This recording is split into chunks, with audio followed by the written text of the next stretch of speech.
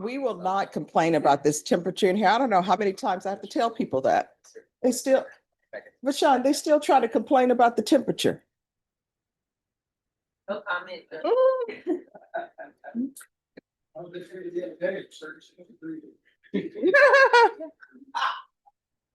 Then it turned out to be.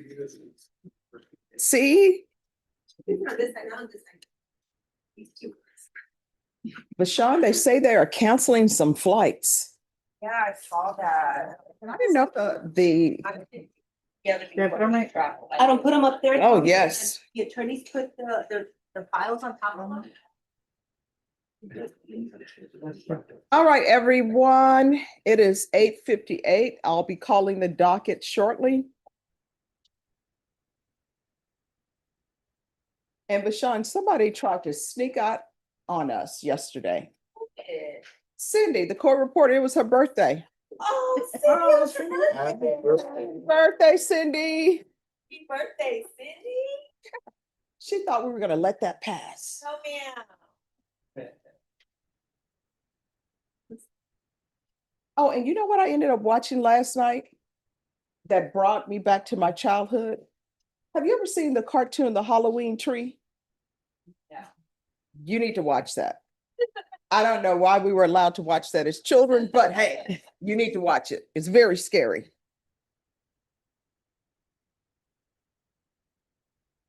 All right, we have one more minute.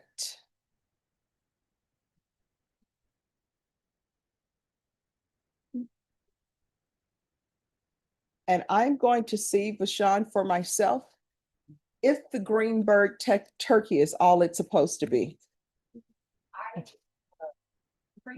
I'm gonna find out. I'd hate to get thrown out of the house because it is not what it should be. We'll need a full. I'm gonna do it. And you know, I'm not a big turkey fan. I'm more of a duck girl. But they tell me it's great. All right, everyone, it's 9 o'clock. I'm gonna call the docket. When I call the docket, you need to stand and let me know you're here. Otherwise, I'm gonna assume you're not here and a warrant may be issued for your arrest. Clinton Dixon, custody. Jorge Cuellar, custody. David Jarrett Castro. David Jarrett Castro. Oh, he's gonna be by Zoom, I believe. Jose Romero. Thank you. Thank you. Juan Rivas. Thank you. Your attorney's in jury trial, so we'll get you out of here as soon as I call the docket. Henry Chapa, custody. Yemi Del Angel, custody. Corbin Samansky, the client is excused. Tomas Cantu. Tomas Cantu. Tomas Francisco Cantu. Jacob, how do you pronounce that? Vicona? Vicuna. Custody. Jeffrey Dollar, custody. Catherine Flores. Thank you. Your attorney will be back shortly. He's in federal court. Vincent Gonzalez, custody. Christopher Sanchez, custody. Juan Flores. Rafael Rodriguez Jr. Benjamin Santa Maria. Jacob Rodriguez, custody. Adam Marciniak. I think he's in the line. All right. Raul Salinas. Raul Salinas Jr. Angel Yanez, custody. Leon Reed, custody. Dakota Derrick. Thank you. Vincent Gonzalez, custody. Christy Ramirez, custody. Aureliano Salazar. Aureliano Salazar. Deputy Lord, he's not even here, and I pronounced his name correctly and everything. Antonio Gutierrez Jr. Antonio Gutierrez Jr. Howard Johnson, custody. Antonio Eslora, custody. Willie Phillips, custody. Jessica Cantu, custody. Edward Valdez, custody. Tyrell Antonio Benjamin. Here you go. Hi, again, your attorney's in jury trial. So we'll take care of you shortly. Jeffrey Flores, custody. Jessica Alcazar, custody. Lupe Collin. Desmond Gomez. Bailey Corley. Ekeli Brooks, custody. Simon Alexander Garza. Robert Solis. Yes. Thank you. All right, is there anyone who's present and your name was not called or you came in late? All right, I see there are some new attorneys here. So these are the rules. Number one, you're not ready to approach the court unless you've conferred with the state and conferred with your client. If your client is in custody, yes, they need to be brought out. Just let the deputy know once you've requested your client, please do not leave the courtroom for security reasons. They're only allowed so many inmates in the box. When we're on the record, do not talk behind the court reporter. You'll know we're on the record because I will have called the style of the case. If your client wishes to speak to the court in a language other than English, we will need an interpreter, whether you speak the language or not. We're going paperless. So how will I know that you're ready? You'll need to sign in, let the clerk know. I will call you in the order of appearance. It's Cindy's birth month. Yesterday was her birthday. Cindy, I will keep announcing that. She tried to skip out on us. So let's make her job easy today. How can we make it easy? One, talk at the level that I'm speaking at. Please do not mumble because it makes it difficult for her. And I can see it's difficult because I can read her real time. And when she starts slowing down, even though I'm speaking at, how fast am I speaking? Like 300 words a minute? 360. 360. I can see when she slows down, that means that somebody's mumbling. So let's make her job easy. Today is Friday Eve. Let's keep it as a great day. Everybody be kind to each other. Please confer. And for the people who are here for Mr. DeLeon, as soon as I log into Odyssey, I'll call you up and take care of your matter. Yes, sir. Good morning. Back here. All right, thank you. Second row, sir. Second row this side.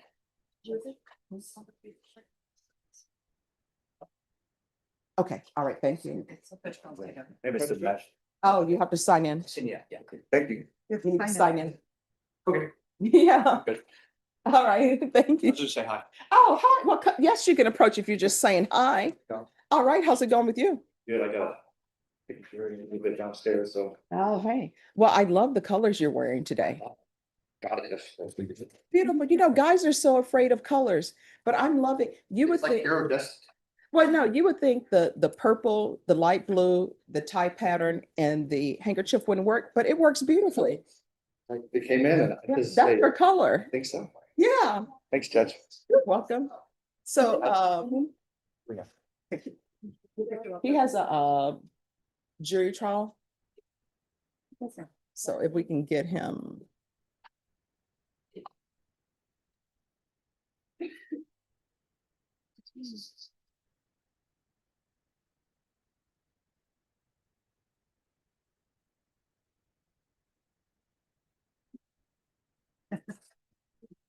He's gonna explain.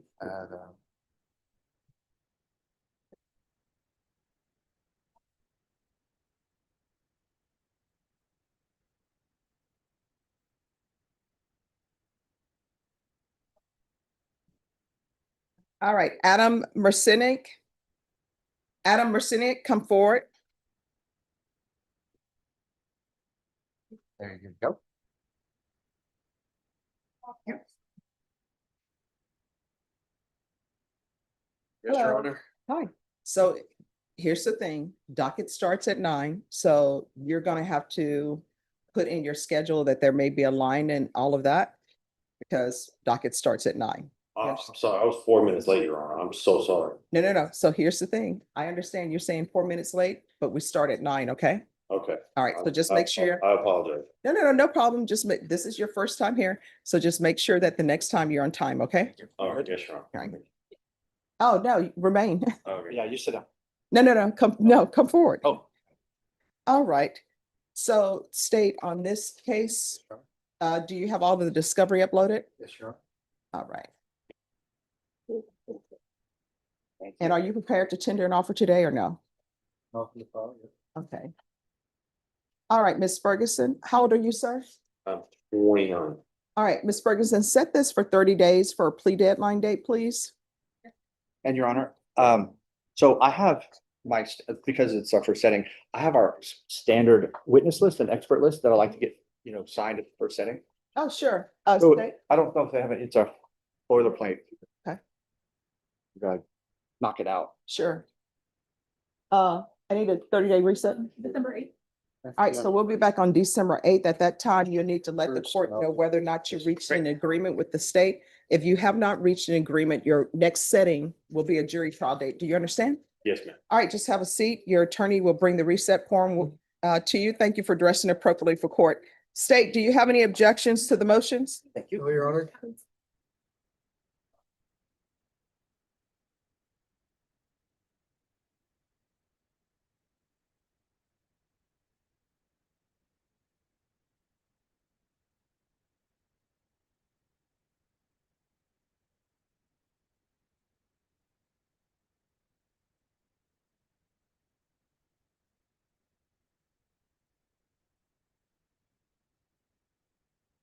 Yes. Bottom two?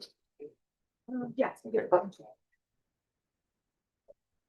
Thank you very much. Thanks, Judge. You're welcome. Good luck on your trial. Thank you, appreciate it. Bye.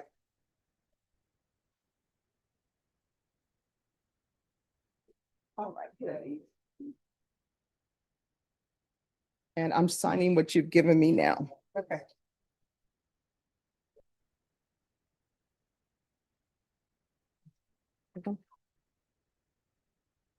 One more that has all the paperwork behind it.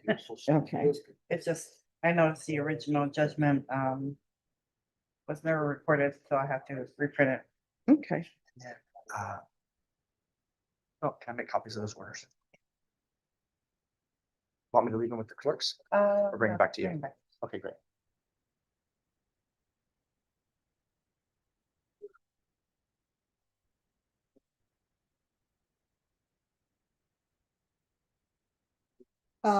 Megan, this is something for you to consider. Oh, and also this one. I don't know if that's with your side or family violence.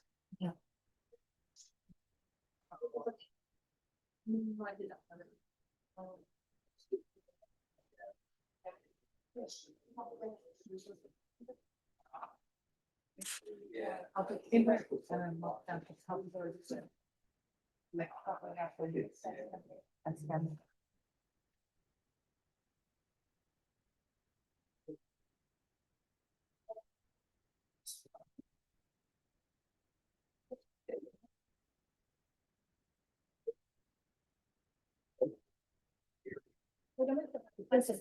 All right.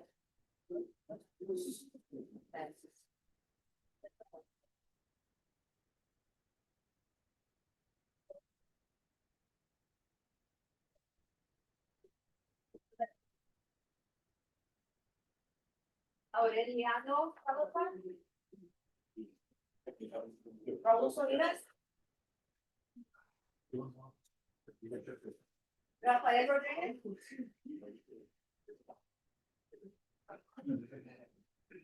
All right, could I see the two people who have Michael DeLeon as your attorney?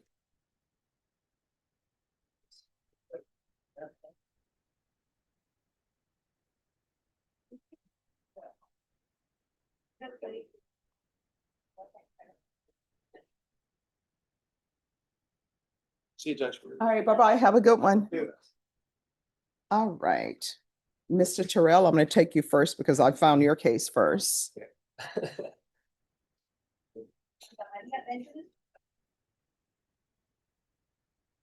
So your attorney can't be in two places at the same time.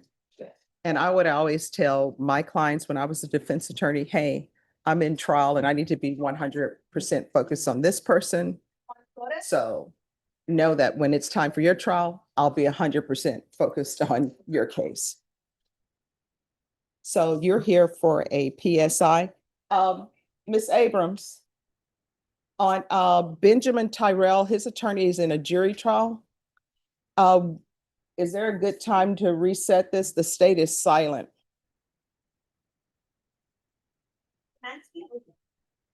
Or is any time great for you? All right, Ms. Ferguson, on Benjamin Tyrell, can you recall this for, are you employed? What is your work schedule? I'm usually off on Thursdays. All right.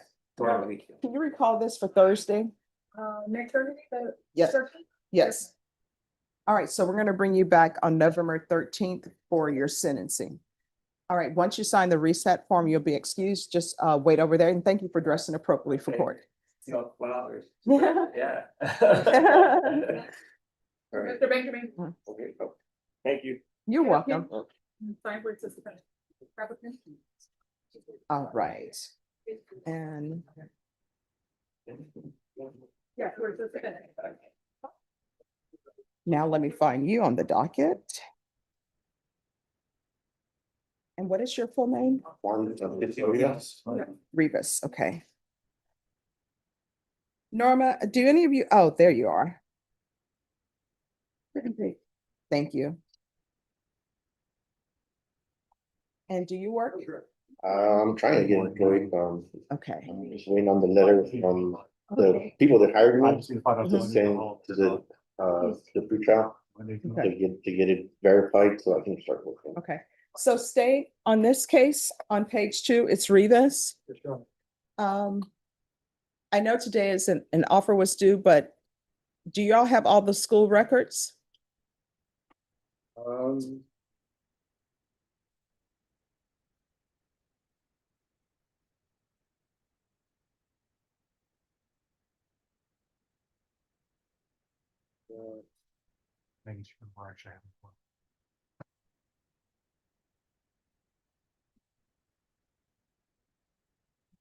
I'm not 100% sure.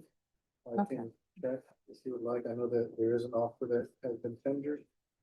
All right, so then we'll bring you back on the same date. So your attorney will have both of his clients here on the same date.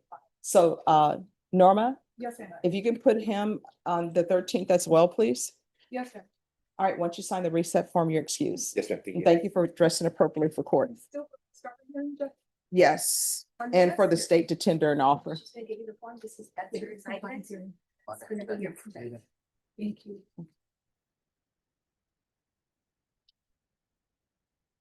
And then state, it's the court's understanding that you all agreed to reset on David Castro. Yes. That's what has been agreed to, yes, Your Honor. Have a pen here, sir, and sign where it says. All right, Ms. Ferguson, on David Castro on page 1, Yes, sir. can you give me a 3-week reset on that, please? 3 weeks. Mhm. I'm gonna put it as December 4th, Judge. That's fine. It's supposed to be final discovery and witnesses were to appear by Zoom. But my understanding from both the state and the defense is that the defense has the discovery. Okay. So December 4th? Yes, start here, free to go. Thank you. December 4th. Yes, ma'am. All right, so we'll recall it for December 4th. No, no.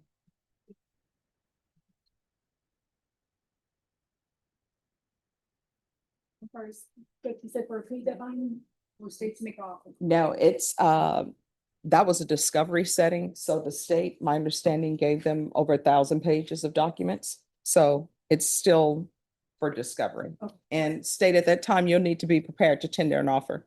Sure.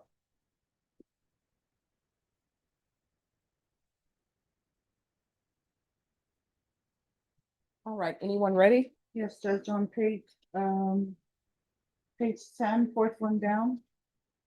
Edward Valdez. Edward Valdez?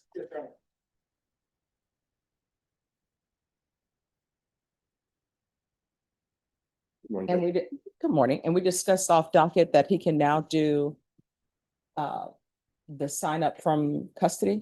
Yes, Judge, he applied for pretrial diversion. He was accepted into the program. You've set the bond. However, I've contacted pretrial services to see when he can do orientation while he's in custody. They do provide that service.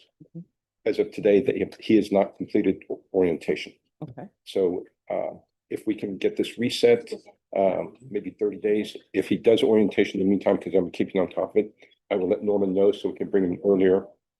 Or, you know, if they dismiss the case, then he can get out. All right, Ms. Ferguson, Yes, ma'am. I need a 30-day reset PTD. December 8th. All right, so we'll bring you back on December 8th. Judge, let me check real quick, please. That's fine. Thank you. All right, thank you. May I be excused, Judge? Yes. Thank you. Y'all have a good day. Do you have any questions, sir? All right, thank you.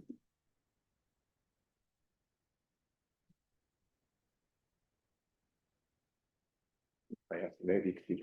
Yes, Thank you, Judge. you're welcome. Have a great one.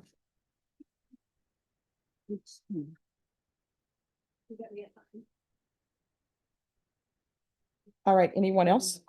Nobody at this time, Judge. All right, thank you.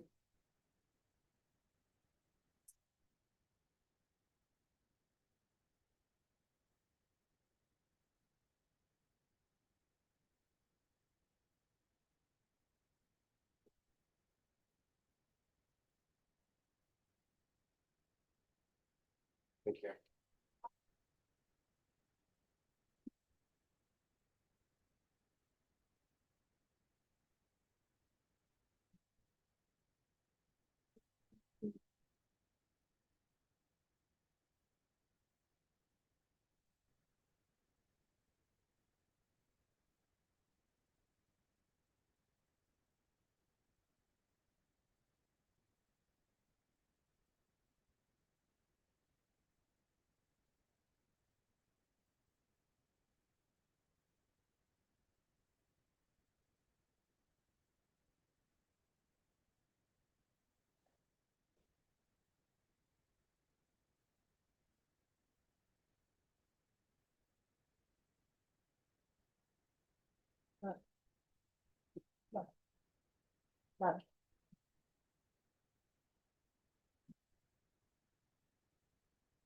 Oh, Vashawn.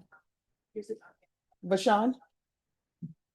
Criminal District Court Administration is having an over-the-door basketball challenge for United Way. Now, I don't want to say I'm a ringer, but I don't know if it would be fair for me to do that. I think you should do it. And we're gonna be there to support you. 100%. Okay. Rick said he has your back. He'll even do it with you. I did say that. Yeah. Okay, awesome. Yeah, please.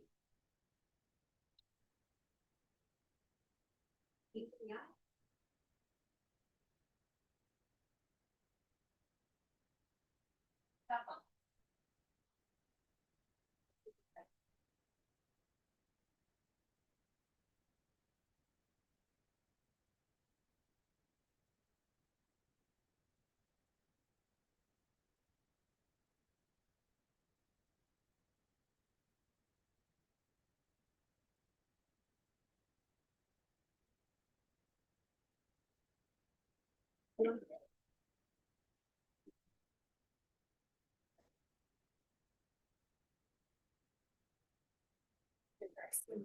I have no objection.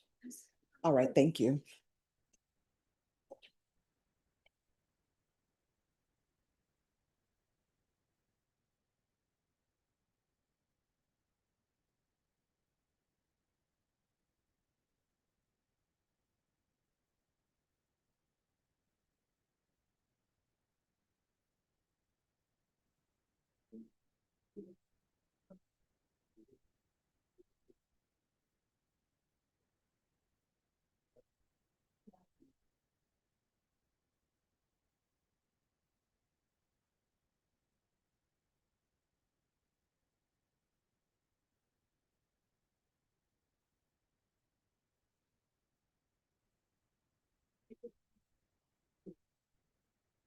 Awesome. Oh, yes. Oh, no. We know. All right. Thanks, Judge. Good seeing you. Oh, you too.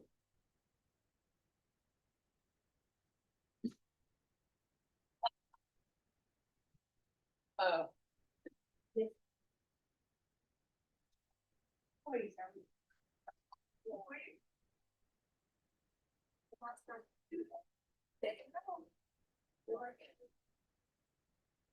for you.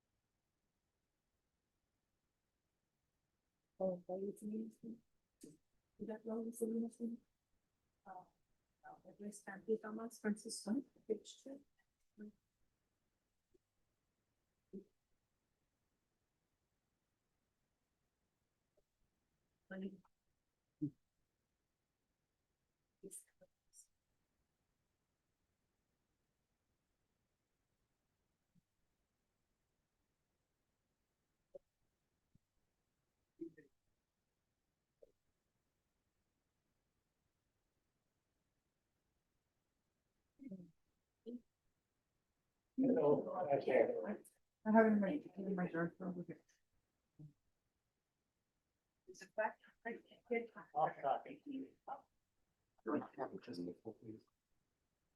She downstairs. You know it up well after, is it?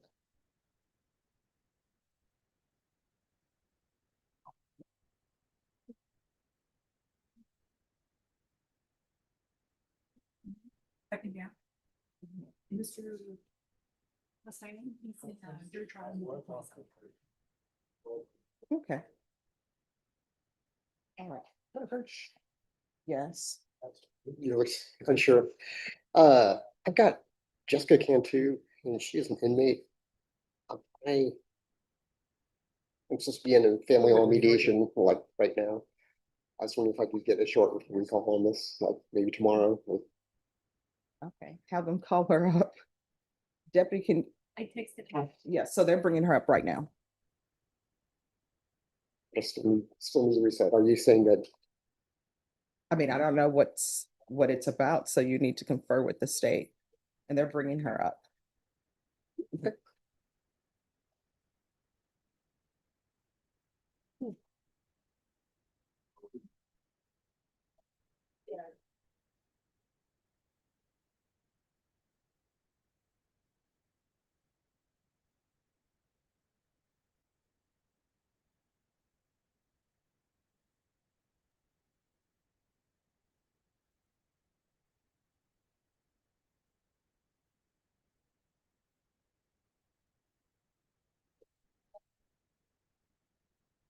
All right, Norma, on Cuellar. Castellon, do you know which court he's in? The 227.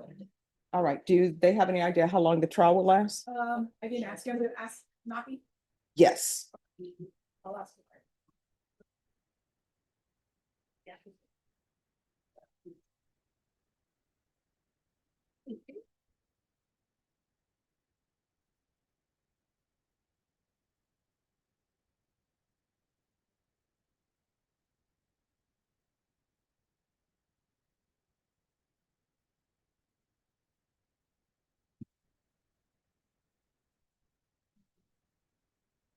So the MTR is getting on that he's not looking.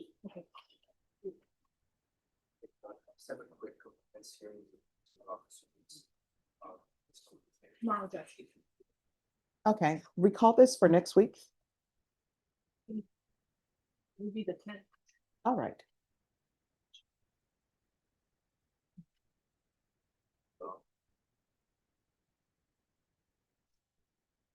5 years. Raise the track. I see great about that.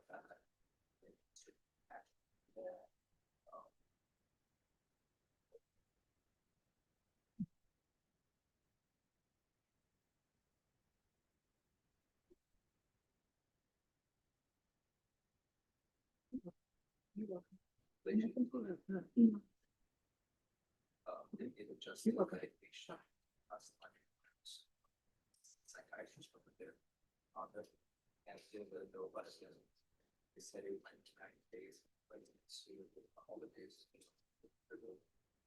But it's like. that which was invested. Potentially.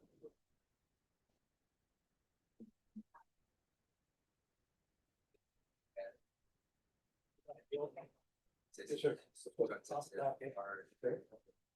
Let's follow. Road prices. Yeah.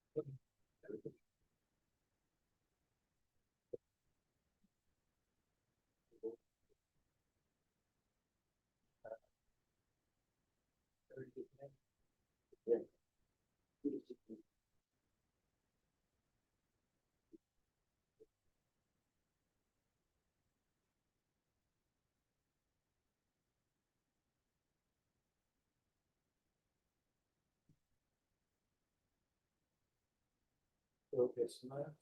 This is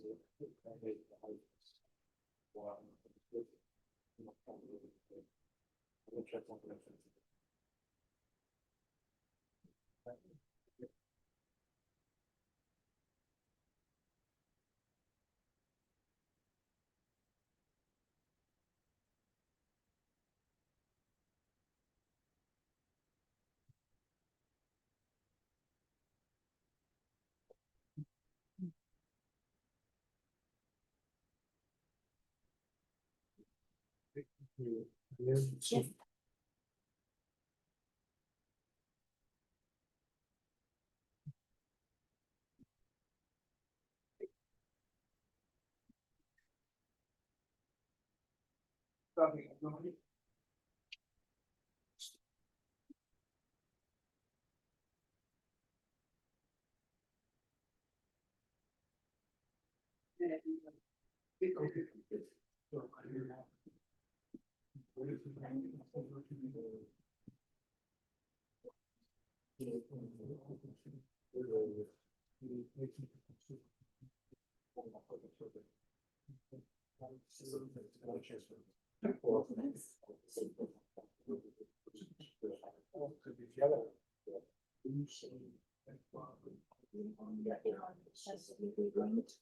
I know.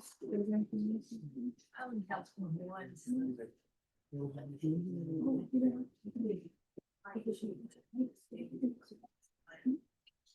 That's something.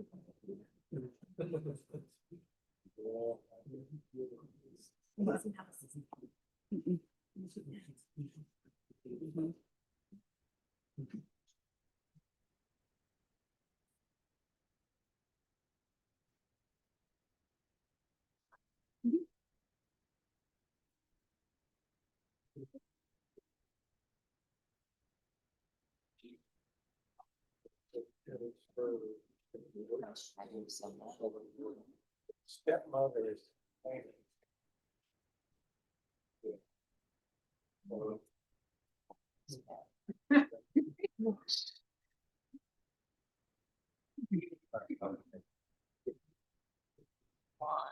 That's too much. Great.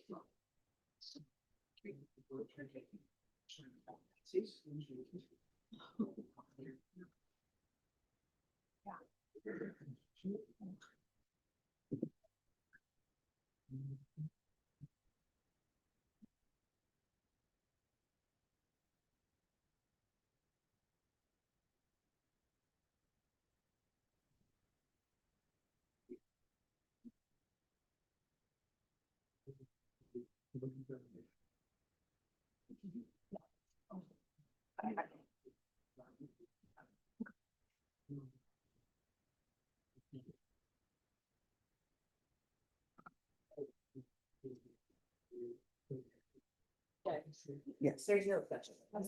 All right, thank you.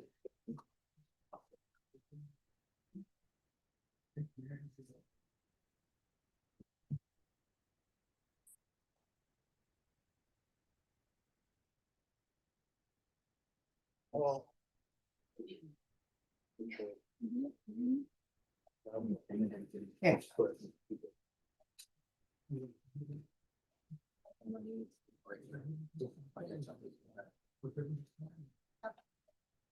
That's okay. Yes.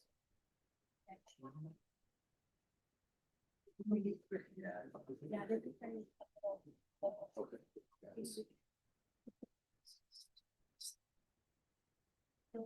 Okay, Jeff. I have, Robert Holmes. You go to 13, second one. That's.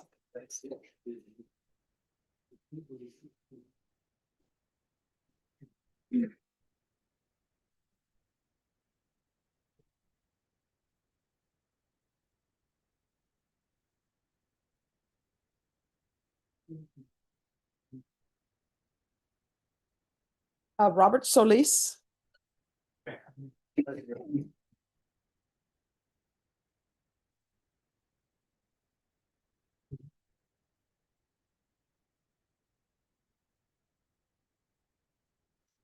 Morning. Good morning. How are you doing today? I'm doing fair. Oh, well, that's great. Yes, ma'am. All right, so how's everything going? Oh, yes, Judge, thank you for asking. His progress is really good with mental health services out in Hondo. Mhm. He did meet with them, and they're on the same page in terms of medication.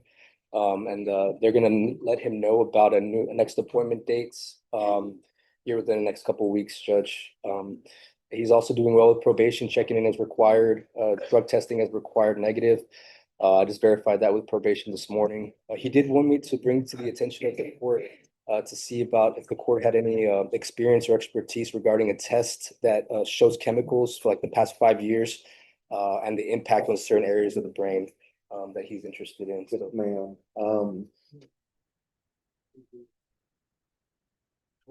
It's been going on 11 years. Mhm. I have, not putting myself on a pedestal, but I've always been pretty sharp. Mhm. I've been out of prison the last 20 years. And I've tried to get my life in order. Mhm. I work, and when I'm not working, I'm looking for work. I do my list of things around the house for the wife. I keep up with all of this. What I've been going through these past 11 years has affected our household. In something that would bring certainty to not only give me clarity, but my wife clarity as well, is to be able and have this test done. And it will show whether or not there's a photograph that they can take that shows whether the brain is a schizophrenic brain or not. That's one of the tests. When this all began, I went into to see the doctor and I explained what I was going through. Well, he just pretty much stamped it and said, "You're schizophrenic." Mhm, That don't mean I'm schizophrenic. mhm, Not for certainty, just through the symptoms that I told him I was going through. Mhm. This test would give my wife and I clarity on everything that's been happening. I've been doing ever since it began, everything that has been suggested by my doctors. Mhm. I haven't thought of one bit. I believe they're doctors for a reason. Mhm. But this test would show an absolute to my diagnosis. Um, it would give me a freedom back, Mhm. knowing the truth, and I'm requesting that you would consider allowing me to take the test that goes back 5 years, Mhm. showing chemicals that have been in my system that the body don't produce on their own. Mhm. Um, and basically that is why I called this hearing. All right, so this is what I can tell you. One, I'm sure that that test is very expensive. Okay. Um, I just don't have the funds for that. Okay. But if it sounds like you're asking for a second opinion, right? Yes. So you'll need to get that second opinion on your own. I always tell people, you know, professions are professions, right? Yes, ma'am. And if a doctor tells you something, yeah, you should always get a second opinion because it's very important. A mechanic tells you something, you should always get a second opinion. I would always tell people it never would fail. And I love mechanics, although they made vehicles now where your uncle or somebody just can't work on your car underneath a shade tree, right? Oh, yeah, it's so complicated. But I remember we would have a car, never fail during the winter time, the heater wouldn't work. During the summertime, the AC wouldn't work. You go take it in to get the AC fixed in the summertime, just wouldn't happen. And the AC would work for maybe 2 days, and then there's something wrong with the transmission. And you keep going back and they keep telling you different things. So it would have been great then to get second opinions. So you're welcome to see if you can get a second opinion with a doctor. And you should express to them, because the doctor doesn't know if you don't tell them. Like, for example, the doctor you have, bring it to his attention. Hey, I'm concerned. These are this is what I'm concerned about. Do you have a test that you could do that could just assure me and assure my wife that the diagnosis that you've given me is correct? And guess what that doctor's going to say? That a doctor is going to say, yes, I can, or no, I can't. If they say, yes, I can, then great, let's run the test. If they say, no, I can't, then you can ask them, well, do you know of a doctor who does? Okay. And if they say, no, I don't, then that's where Google comes in and you try to get a second opinion from that other doctor. There's nothing wrong with getting a second opinion. And what I can Don't tell have a you. place asking, Mhm. but that's exactly what I was asking. Yes, yeah, so you can you're more than welcome to get a second opinion, but this is what I will tell you. Okay. I'm not a medical doctor, right? Yes, ma'am. But the medications that they have you on, while you probably need to stay on those medications when you're getting your second opinion. Yes. And then when you get your second opinion, make sure, do your research, make sure it's a doctor who's licensed. Usually the doctors sometimes they have their certifications in specific fields. Yes, ma'am. So just make sure that it's a doctor that you can Google, look up and see what their reviews are. Because some doctors are great, but then they say, bedside manner not great, but they're a great doctor, and they're just Yeah. going to tell you like it is. So you'll need to do your research to make sure that it's a doctor that will listen to you, because sometimes This is your diagnosis. This is what we're doing. But just have a conversation with them. And the same way you came towards me with your conversation, come to them, that same way. Because sometimes people don't like it if you're saying, where you're wrong, I'm right. So the way that you came to me with the conversation, a good doctor will say, you know what? I understand what you're saying, and you and your wife want to be certain Yes, ma'am. this is the issue. No doctor will have a problem with that. Thank you. All right, you're welcome. Perfect. So I'm glad everything is going well for you. Yes. ma'am. Most importantly, I'm glad that you have your honey to-do list and you're checking those boxes. That needs to be done for a happy household. So, counsel, when do you want to bring this back to just make sure everything is on track, and then we can check to see if he was able to get a second opinion? For Your Honor, I really don't want to do it until next year because I feel that would be maybe a little bit too long of a time frame. I do have a vacation letter for December 16th. However, I do have some matters here on December 15th. All right, you wanna, and let me see. Well, if I could say, it would probably be doing me a favor if we could wait till after the first of the year with all the holidays and Okay. everything going on. Okay. And give me ample time to Okay. get out there and do my research. Okay. Um, Okay, that's fair. How about the early January, Your Honor? Because I think his next appointment with MHHD wouldn't be till at least 60 to 90 days from now. So hopefully he can meet with them, seek a separate opinion, and then we'll have more to go on. All right, Norma, can you put this, our first week in January that we're back? Yes, ma'am, I can do January 8th. Perfect. All right, so we'll do January 8th, 2026.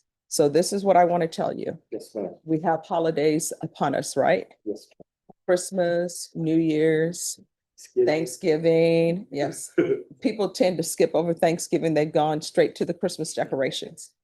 You know, and I know that Thanksgiving, Christmas, New Year's, those are stressful times, right? Yes, ma'am. Because many times in households, you have family members who are coming in. And I will tell you, I know my mom loves me, but when I come home, I sort of change the dynamic because you're not used to this person being in the household. Yes. And the dynamic changes for me because I'm used to the schedule that I have. My mom has her schedule, Cindy, where she's up at 4 a.m. I'm like, Mom, why are you up at 4 a.m.? Go back to sleep. So you need to make sure that you don't let any stressors get to you. No, ma'am. Because- I do voice, Yes. and vent. I do have a person that I can go to Mhm. and talk to and just tell them what I'm going through, Okay. along with my wife. Okay. And so I do have somewhat of a support network. Okay. Because Thanksgiving, at the end of the day, Thanksgiving, Christmas, all of these are family holidays.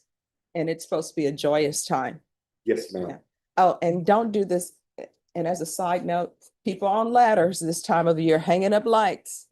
Don't do this thing where people say, you know what, do I really need to pull the ladder out? That's so much work. Let me just get this chair that the leg is not stable. So get the ladder, put it on steady ground, make sure it's Even sturdy. the ladder can be questionable. I agree. So yeah, just being smart about things like that. Yeah, Yeah. I say this, but sometimes I'm like, do I really need to get the ladder? Let me just stand on this chair that's wobbly. Yeah. And it has wobbled on me and I'm like, Nope. The fear hits. so I will not do that. And you need to promise me that you don't do that. Yes, ma'am. All right, so we'll see you back on January 8th and it will be 2026. Wow. Thank you so much for your time. All right, you're welcome. And thank you for dressing appropriately for court. Have a good rest of your day, okay? Thanks. Happy holidays. Oh, thank you. Happy holidays to you too.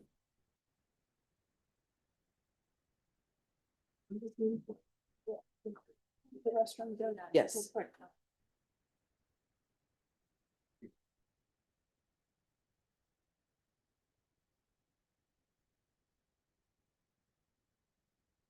Thank you.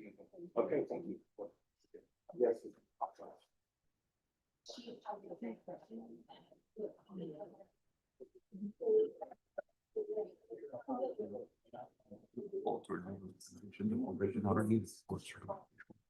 What is this?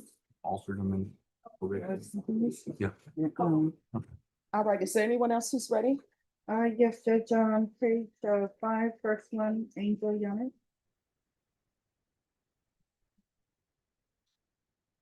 Angel Yanes?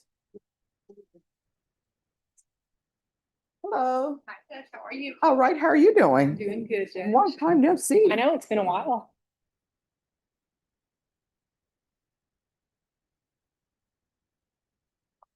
Hello.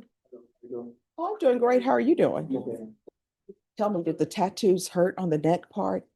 Yes, it did. And there's no thought of, this is painful, I'm gonna stop. I always wonder. No, it didn't. No. I've been seriously considering maybe getting a tattoo. And then once the needle touches, I'm really like, no. Yeah. Then you're just gonna have a dot. Yeah, and everybody were like, oh, you have a bow there. No. Will come out. All right, so on this case, where are we? Judge, we've received an offer from the state. Okay. He has 3 misdemeanors that are also set today in County Court 4. Mhm. Our offer involves him pleading on 2 of those misdemeanors this morning, and they're going to TIC this case. All right, so is that gonna take place this morning or? Yes, that's what I'm hoping, Judge. We just need him to get down to County Court 4. All right, Deputy Laura, he needs to go to County Court at Law number 4. And Norma, Yes, ma'am. let's just put this on the docket for next week, but of course, if you come back up here, we'll take care of it. Okay, yes, Judge. Oh, all right, so we'll say November 10th, but your case should be taken care of today. Yes, Judge. Good luck to you and make better decisions. Yes, no. All right, thank Thank you. you. Thank you, Judge. Thank you. You too. All right, who's next? Next we have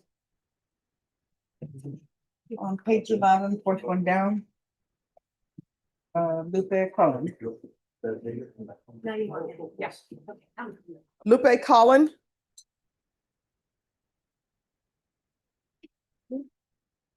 On page 11, fourth one down.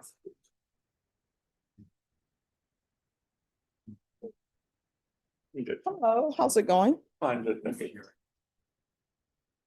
All right, so where are we on discovery?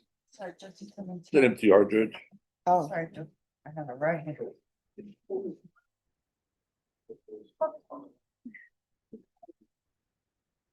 you have a file stamp? Yes. Okay.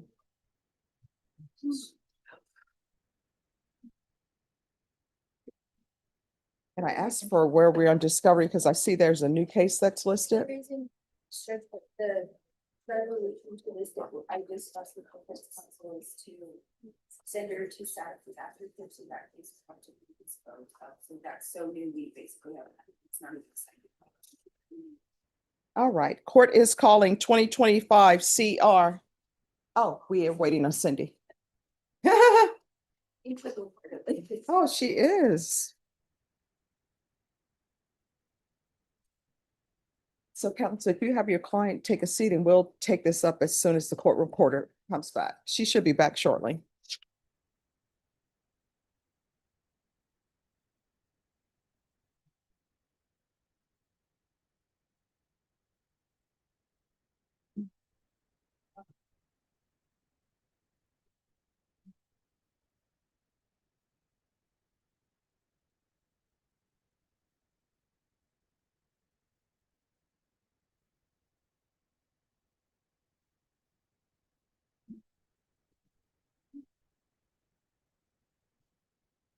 You need her for a reset, Judge?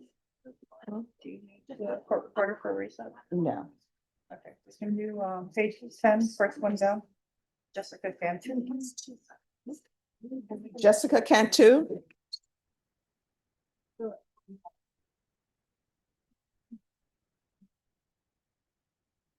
Hello. Hi. Oh, hi. I just want to say that this is often stay wrong, but I just want to say that I'm mentally unstable. And I know my bond is a $5,000 bond, and I don't know have enough time credit to actually get out on a PR bond. And then transfer me over to him for that. That's what I was asking. Okay, so let me explain the legal process a little bit to you, okay? So anyway, you're saying that the indictment is incorrect? Yes. So what will end up happening is your attorney will need to file a motion if he thinks there's a legal issue with the indictment. Now, if you think the indictment is incorrect because the date is or something like that is wrong, then that's something you go to trial on, or either the state considers dismissing. Now, with regards to mental health issues, if you're saying you're incompetent, Yes. which means you are not understanding the process, that you don't have a rational understanding of the charges against you or a factual understanding. So what will end up happening is I am not, Yeah, on mental bond. so well, here's the thing, I'm not you will need a doctor, like a medical doctor will have to determine whether you're competent or incompetent. I'm not allowed to do that. With regards to any bond issues, your attorney will file a motion for bond. As soon as he wants that set, we'll take it in and take it up at that time, okay? Is there any way that I could get deceased? That's something your attorney will need to discuss. No. Sometimes, no, here's the thing. There's no need to apologize. Let me ask you this. Are you an attorney? No.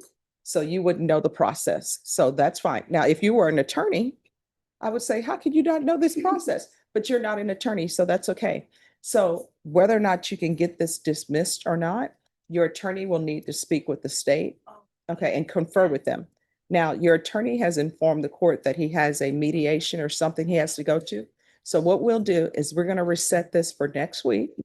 Your attorney can come in, have more time to speak with the prosecutors, okay?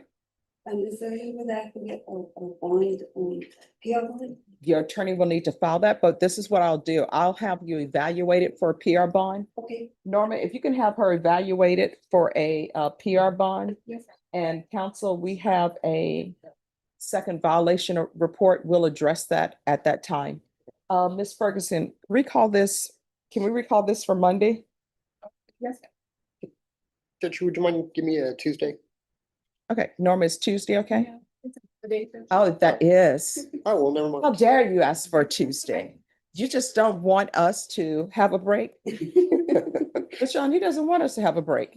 You're the hardest working court. Keep up that reputation. Wednesday or Thursday? Wednesday works better. All right, so we're gonna bring you back on Wednesday. And does the PR bond for like, say, because I actually, I had a PR bond interview. I don't know. Let me just tell you what the issue is. I'm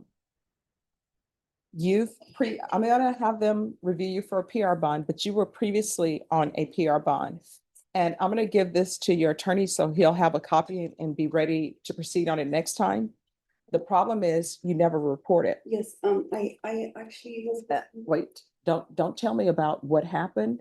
You'll need to discuss it with your attorney because there are certain things your attorney may not want the court to know, okay? And then, one thing, I completed successfully on my probation, so is there any way that I qualify for probation? That's something that your attorney will need to speak to the state about. We're not quite there yet. So is there any way that I can get a PR bond from today? No, And come back? no, Okay, not today. okay. So we're gonna bring you back on Wednesday, okay? Okay. Have a seat, ma'am. Do you know what might happen to me? No, I won't know until they present things, okay? Tell me. Yeah, okay. Okay. Judge, I'm sorry, you can Wednesday? Wednesday. Yes, Next Wednesday? yes. Yeah, oh. Yes, Yes, because we don't have to, because we don't have, you told me to set cases on Wednesday. yes, no, it's set on Wednesday because we have the holiday on. Rick just explained it to me, Mhm. so he has to keep me in check. I understand what's going on. I was like, you were telling, I'm like, what? Yeah. All right, the court is calling 2025 CR 002-568W State versus Lupe Collin. Can I have parties approach and announce for the record, please? Very well, this room from Scholine. Oh, it's Colleen, okay. Yes.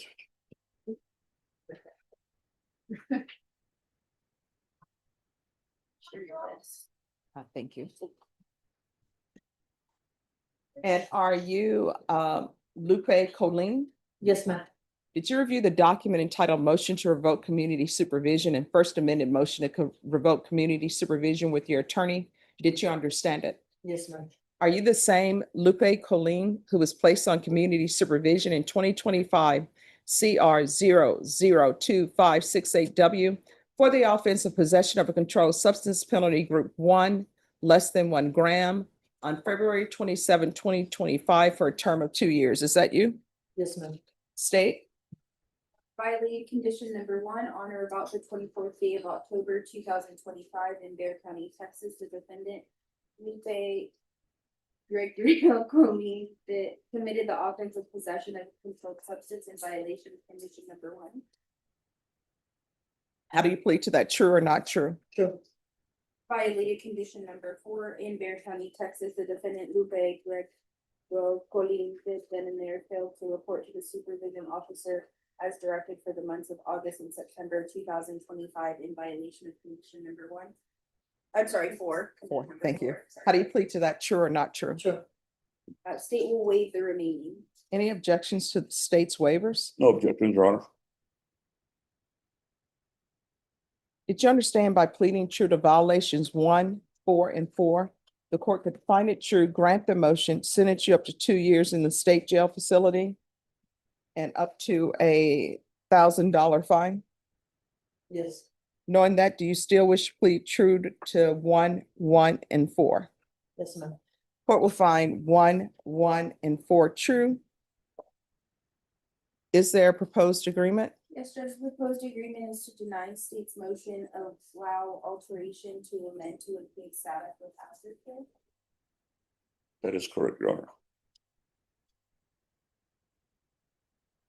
All right, do you want to raise your right hand for me, please?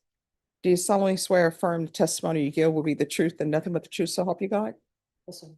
All right, you can lower your hand, state your name for the record. Lupe Gregory Colleen. All right, so why is it that you didn't report? In the process of being homeless and everything, it was the chaos in my head. So why didn't you call probation and tell them what was happening with you? And then corporation for one that didn't have me or anything that was in service. I know we can use Wi-Fi and all that, but being homeless and losing all the paperwork and the name of the probation officer and her number. See, this is what you need to explain to me, and really, this is something I want you to understand. You can't report to probation. You can't do certain things because all these obstacles are in your way, but you're able to find time to commit a new offense, which is the possession case. So you're able to find time to do that, but not report to probation. Here's the thing. They want you to do inpatient treatment. You know yourself better than I do, better than probation does, better than your attorney knows you, right? All right, I'm going to give you a choice, right? Yes, ma'am. I can deny the motion.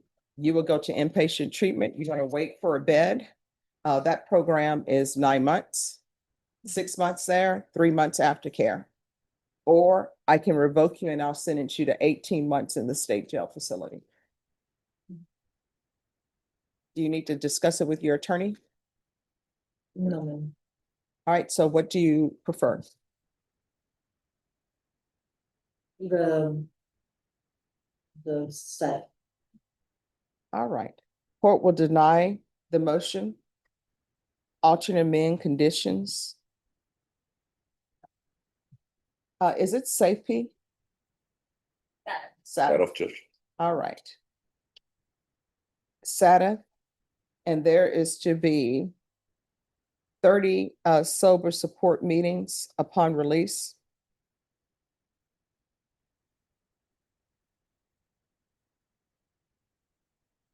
And do you have any children? Yes, I do, ma'am. Are they adults or no? They're all adults. Do you have grandchildren? Yes, I do. Are they adults? No, ma'am. All right. There's to be no unsupervised contact with minors. When's the last time were you were employed? I'm sorry, state, you may be excused. It's been quite a while. So how have you been supporting yourself, or have you not been supporting yourself? I will go and donate. I'm sorry, what? I'd go donate plasma. All right, so there's gonna be proof of employment within 45 days of release. There's to be no employment as a home health care provider or with minors. When you worked previously, what did you do? I was working at a, before I stopped working, I would work at a temp service for the temp service, I was working at a Goodwill. Okay, and how far did you go in school? I did not graduate, but I do have my GED. So what is if you could have a dream job, what's your passion? What would you like to do? My passion would be to have my own company as in landscape. All right, so there is going to be 80 hours of community service restitution. And if you get into landscaping and set up your own business for landscaping, I'll deem the community service hours satisfied. Otherwise, you know, it gets hot in Texas. They'll have you picking up trash along the highways and byways. You understand? Yes, ma'am.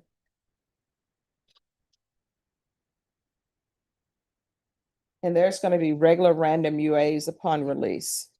Probation, is there anything else? All right, is there anything else you need from the court to be successful on this probation? No. All right, we can go off the record. Here's the thing, in this court, communication with probation is key to be successful. If you don't communicate with them, they don't know what's going on in your life. Sometimes people fall on hard times, but for you to just disappear is not a good thing. You understand? Yes, ma'am. If there's an issue, let probation know about it. If you feel as though they're not addressing it, you can always come back to the court. You understand? Yes, ma'am. All right, good luck to you. Thank you. Thank you. Thank you, counsel. Big Susan. Yes. Thank you. And now, won't you just- Okay, thank you.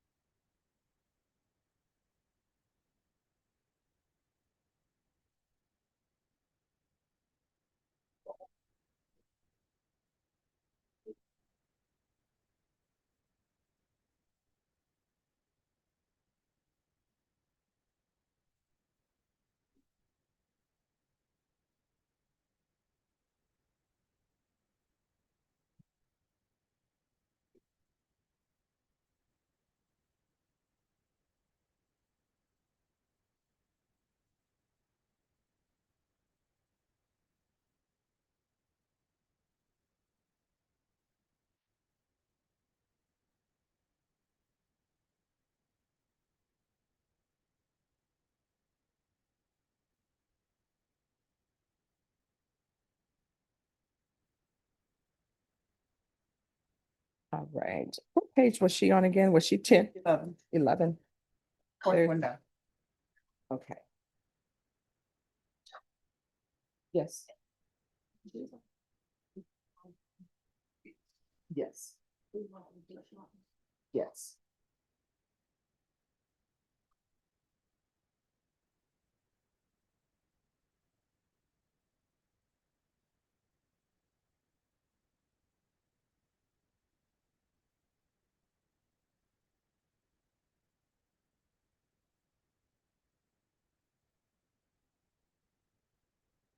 All right, who's next? Same page, fourth, second one down, Jeffrey Flores.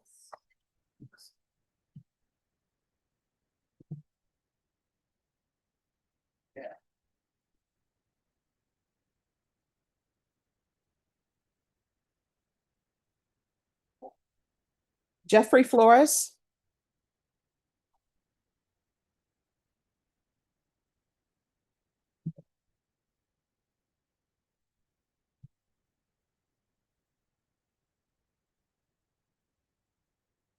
Hello.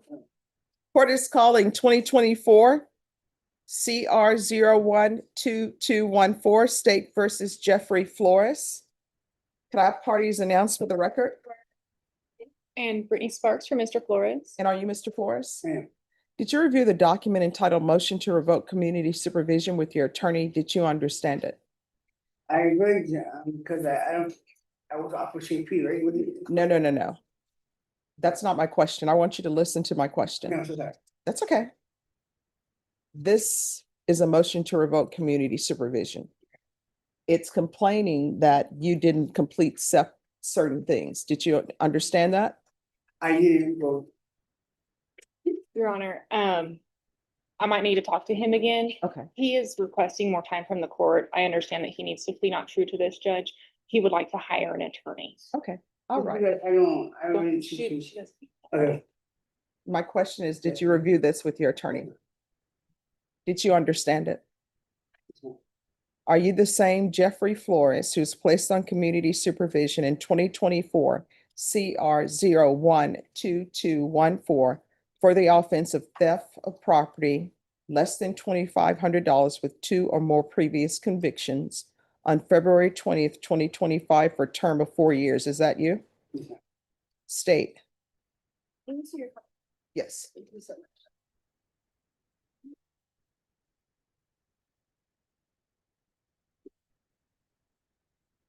Violated condition number 2, on or about the 21st day of March 2025 in Bexar County, Texas, the defendant Jeffrey Flores did then and there fail to submit to drug testing as directed by the court officer, supervision officer, or duly authorized agent of the court in violation of condition number 2. How do you plead to that? I feel True or not true? True. And then violated condition number 4, in Bexar County, Texas, the defendant Jeffrey Flores did then and there fail to report to the supervision officer as directed for the months of July, August, and September 2025 in violation of condition number 4. How do you plead to that? True. Did you understand by pleading true to violations? Oh, I'm sorry, state, are you waiving 14 AA? State is waiving the remaining condition. Any objection? No, Judge.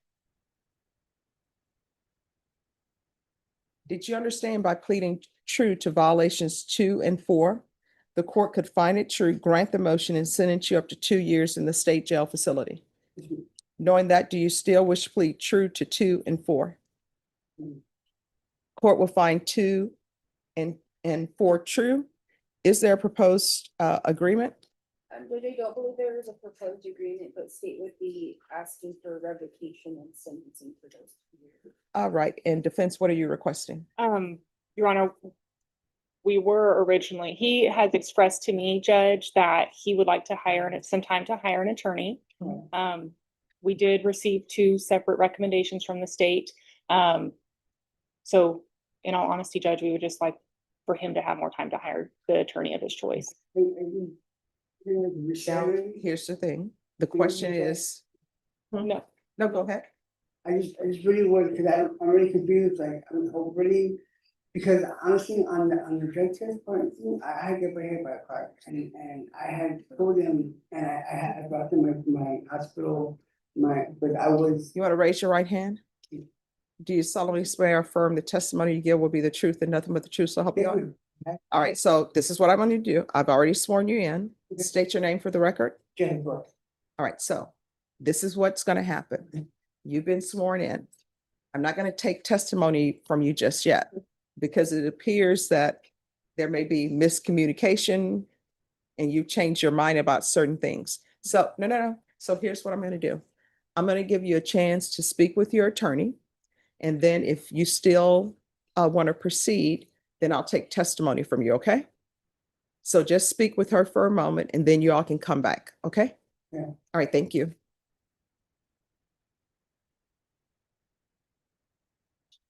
All right, anyone else ready? Yes, page 4, first one down, Juan Flores.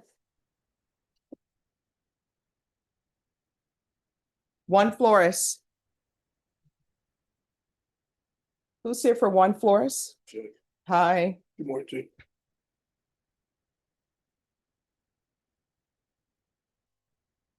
Hello. Hello. Right. How's it going? Judge, this is supposed to be a pretrial diversion. He just today signed the agreement. I Okay. sent it to him a couple of 3 weeks ago. He just signed it. I don't know how this works, but I've got an email address that I've got to email this to. Okay. And he also has to report to pretrial diversion All right, after Miss. this court. All right, Miss Ferguson, I need a PTD date, please. I can do December 9th. That would be fine. All right, December once you 9th. sign the reset form, you excuse, make sure you keep up with all of the appointments they give you, okay? Yes, I heard you earlier that it's important to keep up with like the probations. Yes. All the Okay. requirements. All right, so once you sign the reset form, you'll be excused and your attorney will give you instructions. All right, thank you. Wait, hang on. I like your glass. Oh, thank you. I'll let my mom know. Well, wait.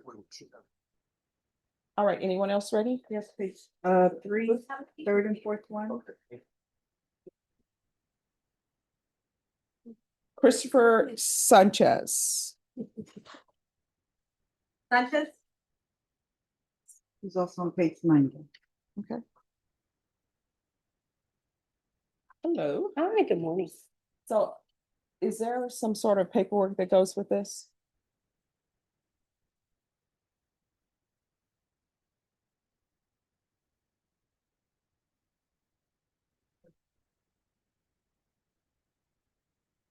All right, have you had a chance to confer with the state on the violation report? No.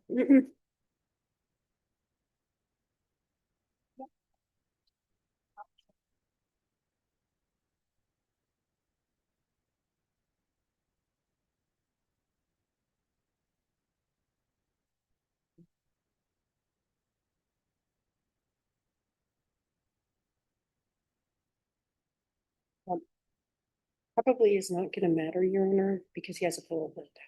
Okay.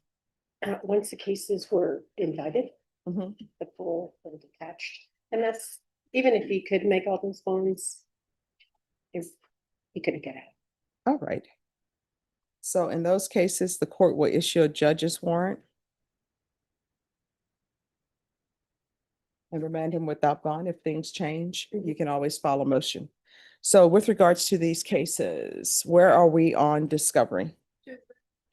And the cases, Judge, on the cause numbers ending in 3011, 3014, and 3015. We're still pending discovery. I called almost Part PD this morning. We are moving to SB 111, a copy of the reports, the cross guide and photos. I Mhm. did speak with the police chief. He said he would get it sent over to me today, and I will upload and send whatever is necessary they receive to defense counsel.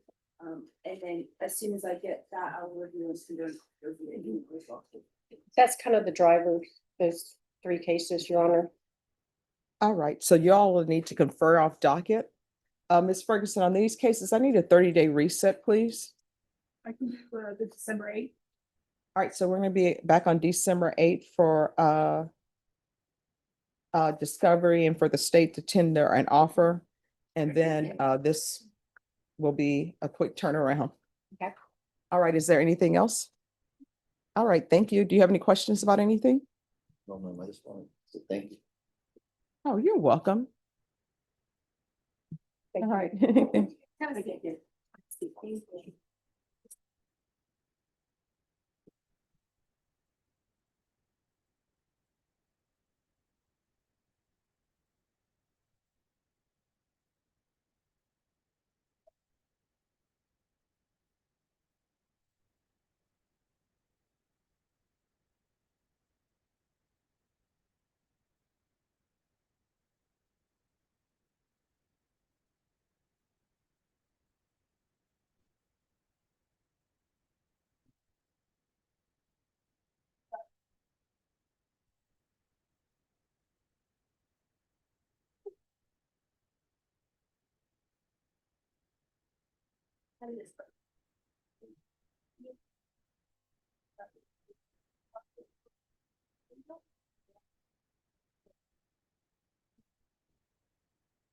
You know, dog.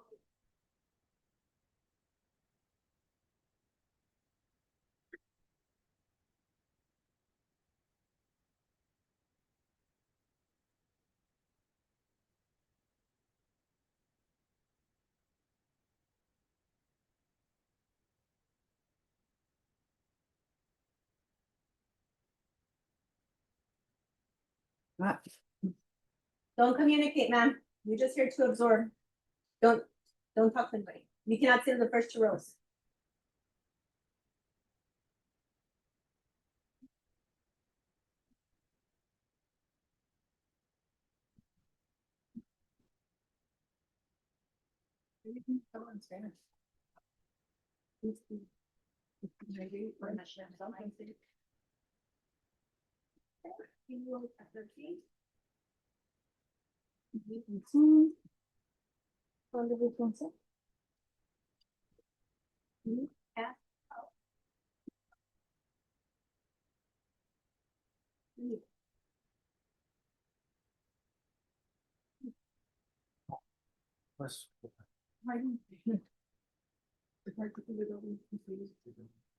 I'd like to hide.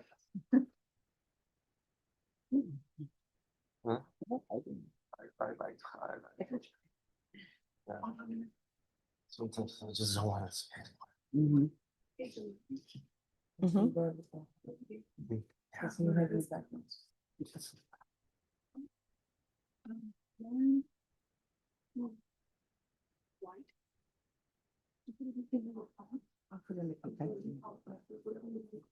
Okay.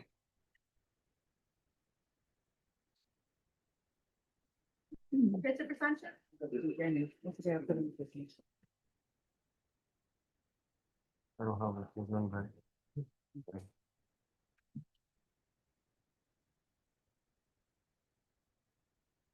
Oh, I guess.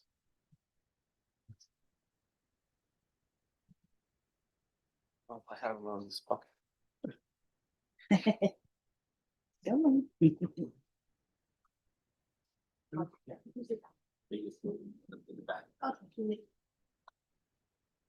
All right, Norma, we call that for Wednesday. Ms. Abrams? Yes. On page 11, Jessica Alcazar is being recalled for Wednesday.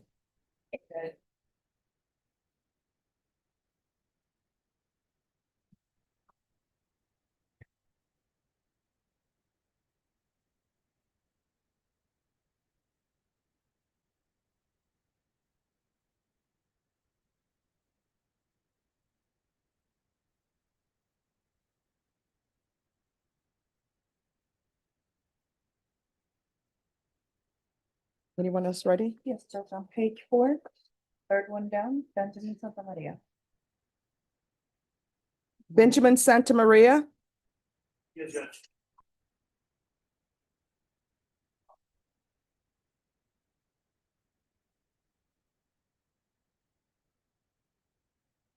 Good morning. All right, today is plea deadline date. We're gonna apply for a pre-trial diversion and Okay. the state is in agreement for the application, Judge. All right, Ms. Ferguson, I need a PTD date, please. December 8th. All right, we'll bring you back on December 8th. Make sure that you fill out all the forms, okay? We'll do it right now. All right, thank you. Once you Thanks, sign the Judge. reset form, you're excused. Thanks. You're welcome. Thank you. You're welcome. Who else? That's all I have for now, Judge. All right, thank you. We're just waiting on. Oh, are you ready? Yes.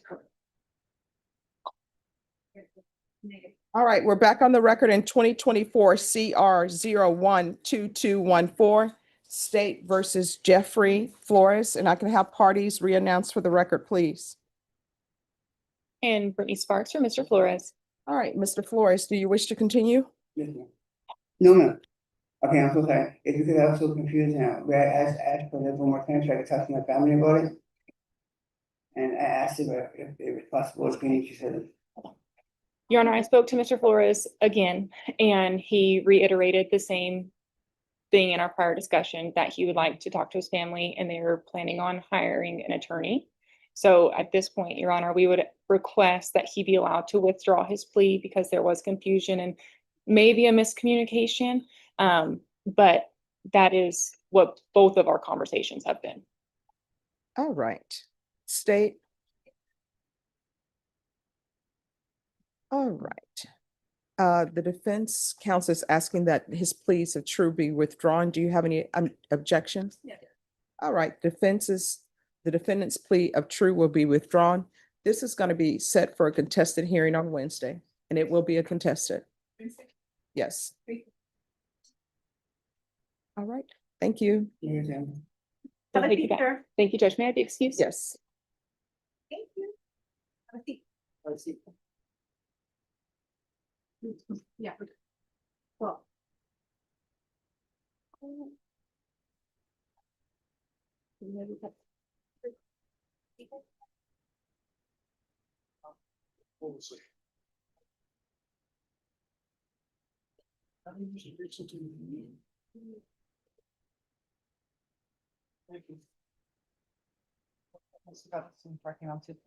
All right, thank you.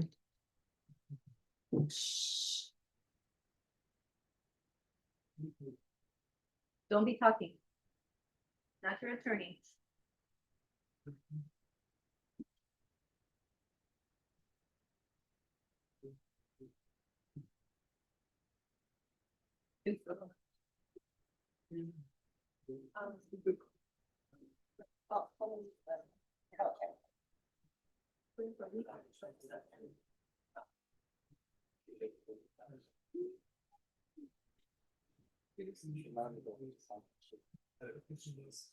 Travis, is that you? Yes, Judge, that's me. I'm able to see you even without my glasses. Hi, how's it going? Doing good. All right. See you. You too. Have a good one.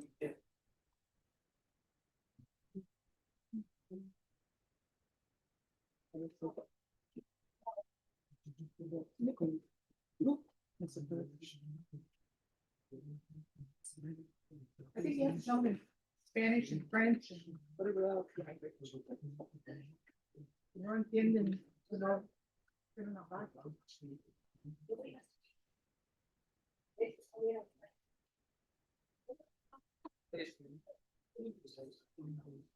No, ma'am.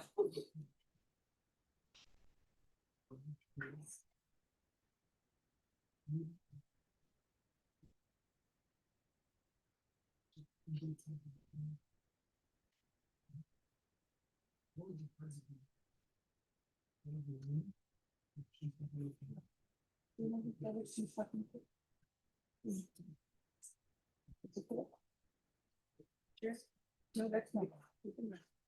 It's a Bexar. Yeah, that's what I'm saying.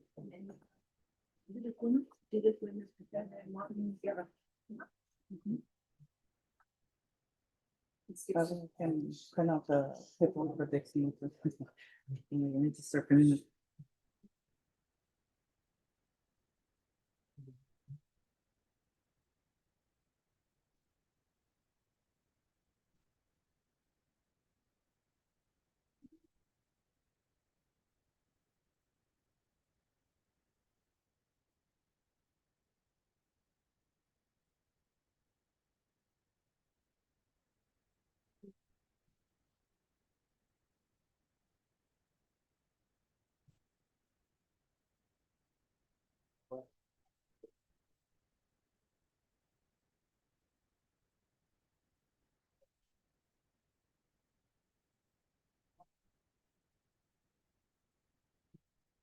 Norma, Yes, sir. can you place this on the docket for Monday?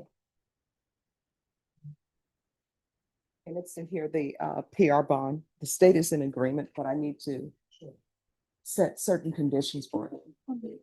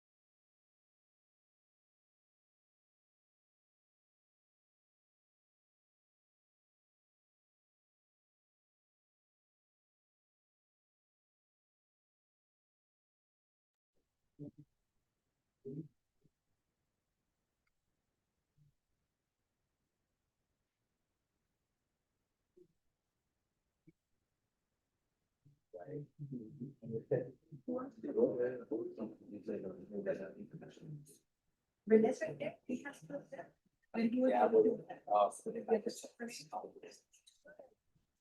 We have. And then, Chapa, that's Renee.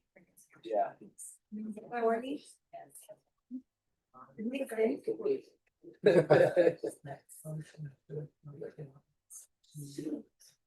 And he also has Renee.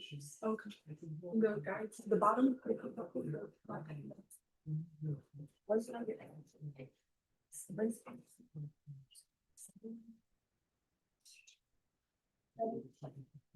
Yeah.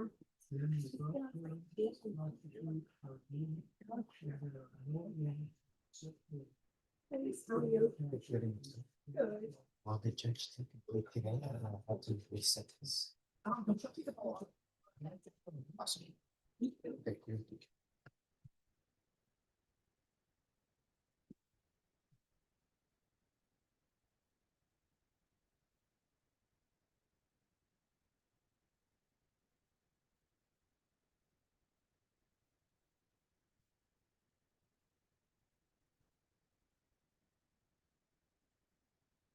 Same here. And prosecution, it's for the Russian. It's.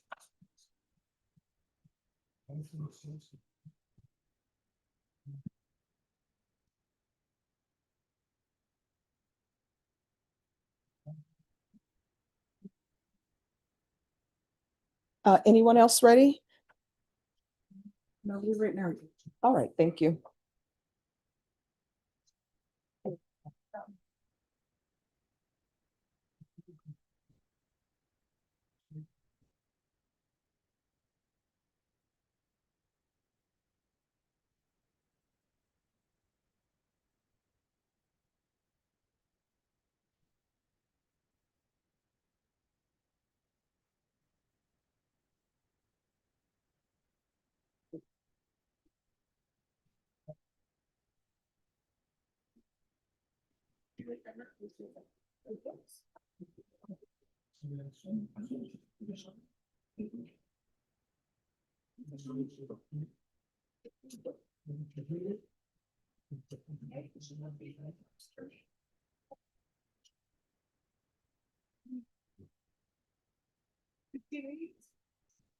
It's not here.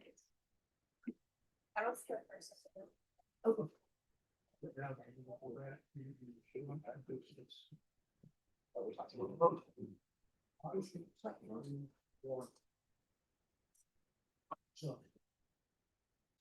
have a question.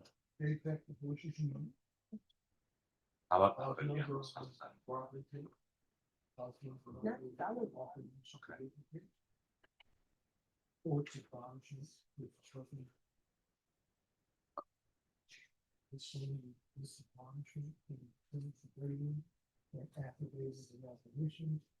The other client is on that. All right, Denver? Yes. I don't have a file. Oh, okay. And you can just let the judge know if you want to say anything. Whatever. I'll just take care of the other one.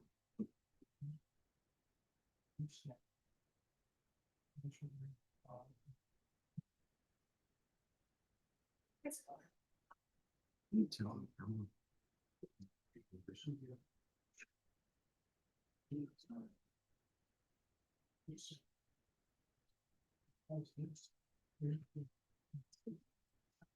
Number 1.3. One.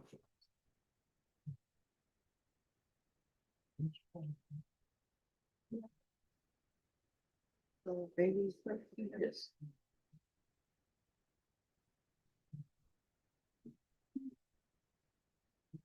Do you need something to bring it out, Jesse?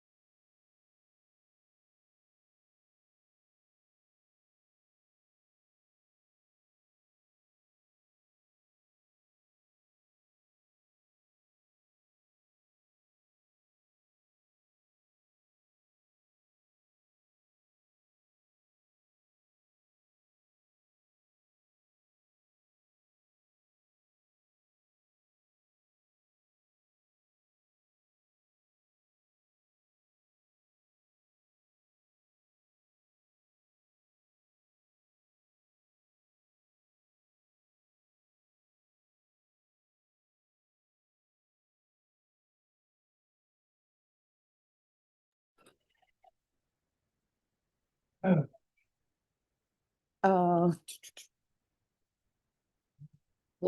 Good morning. Is there anyone here who's signed in that's ready? Okay, all right.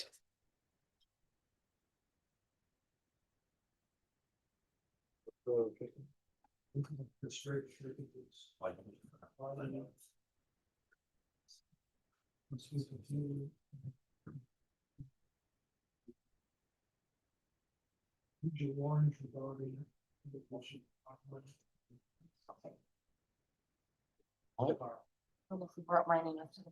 Yeah, if we're here, I would love to do it. What? You know, how when you're in kindergarten.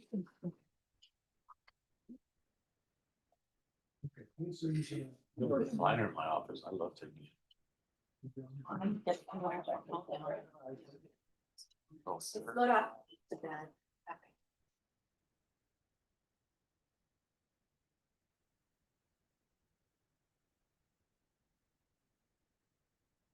When I first started. No,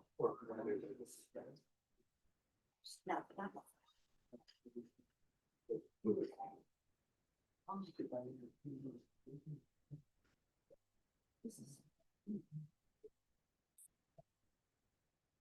Second guy for. All right, well, my time. Well, Pat was on that. He was like, he became just, Same things I did.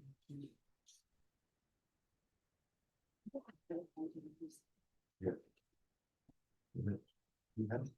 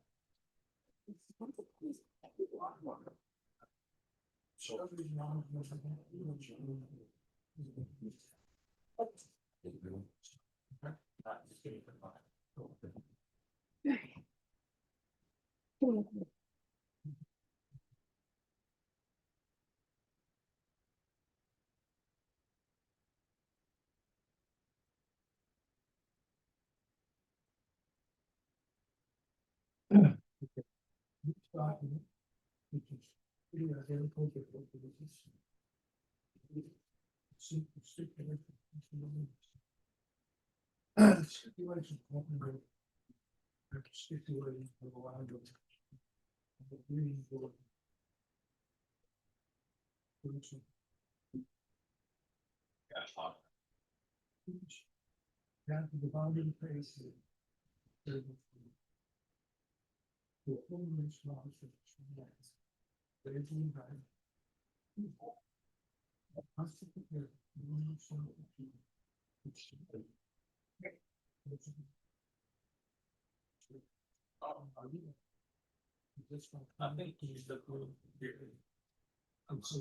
Oh, yeah. Anyone ready? No, give me just a second, I have to check. Did someone just signed in?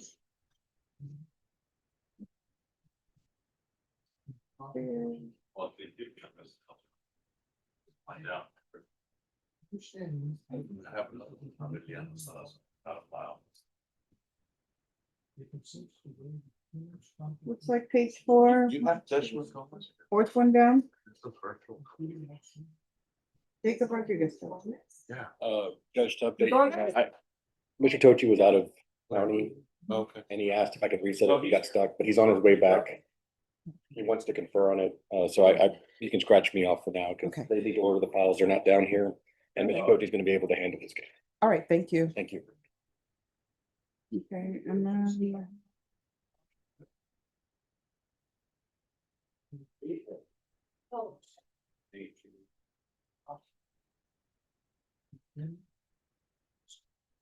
One second, but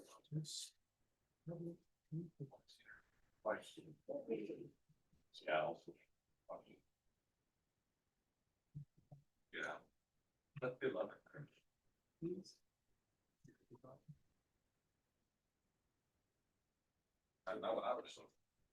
Simon Garza, it's gonna be on page 13.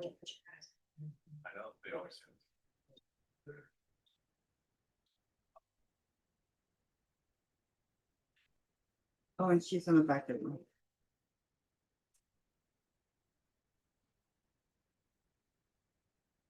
Oh, yeah.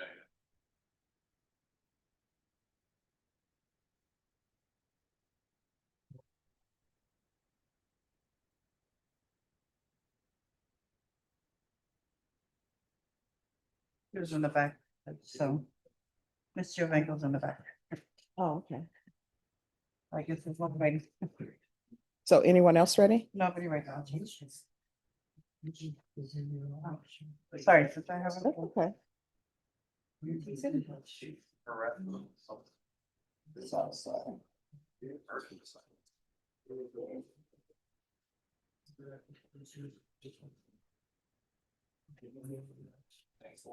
State on Simon Garza on page 13, did you all have a chance to confer with Ms. Giovinco?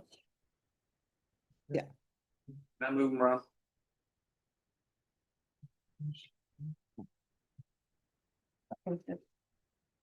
There's also on page 8, second one, Aureliano Salazar.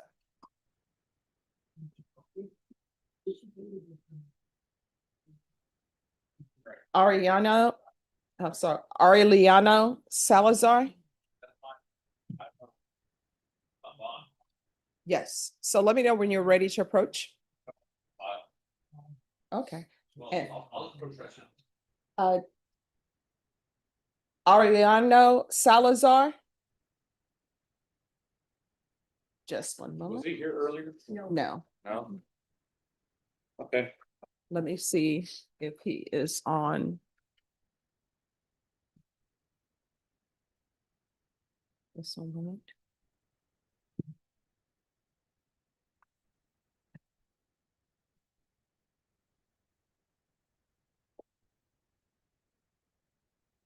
Yeah, can you see on him if there was a ruling on his violation report? I think there was. I'm trying to retrieve it from Odyssey now.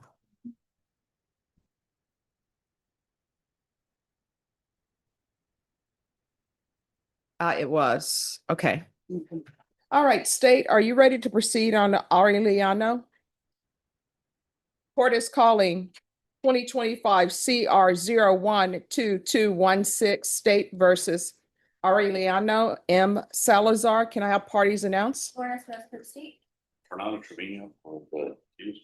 All right, this hearing was scheduled at 9 a.m. It is now 10:52 a.m. The court called the docket. The defendant did not answer docket.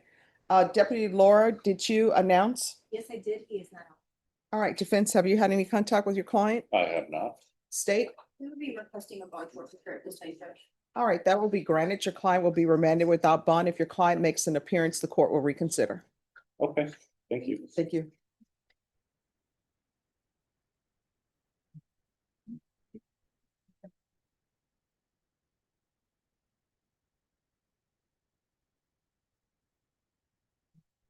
Anyone else ready? Yes, that's. All right. Court is calling 2025 CR 004128 State versus Simon Alexander Garza. If we're gonna have parties approach and announce for the record. Marissa Giovenko for Mr. Garza. All Morning. right. Good morning. Happy belated birthday. Oh, it's not belated. I celebrate the Oh, entire month. there you go. And so does the court reporter I now. did already tell her, yes, happy birthday. All right, so we are here. You filed a motion to modify bond conditions. And counsel, Ms. Pratt is still listed as the attorney. Is she remaining on this case? No, Judge, we talked about that and you signed the motion to withdraw last time I was here. Okay, I don't know why it continues to show her. I don't know. Could you all look and make sure that she's listed as the attorney on this case, please? I think I And I have do been, recall. yeah, I have been on it the whole time, but I was under Miss Pratt's firm originally and now it's my firm. Yes. All right, so we are here on a motion to modify bond conditions. Have parties had a chance to confer?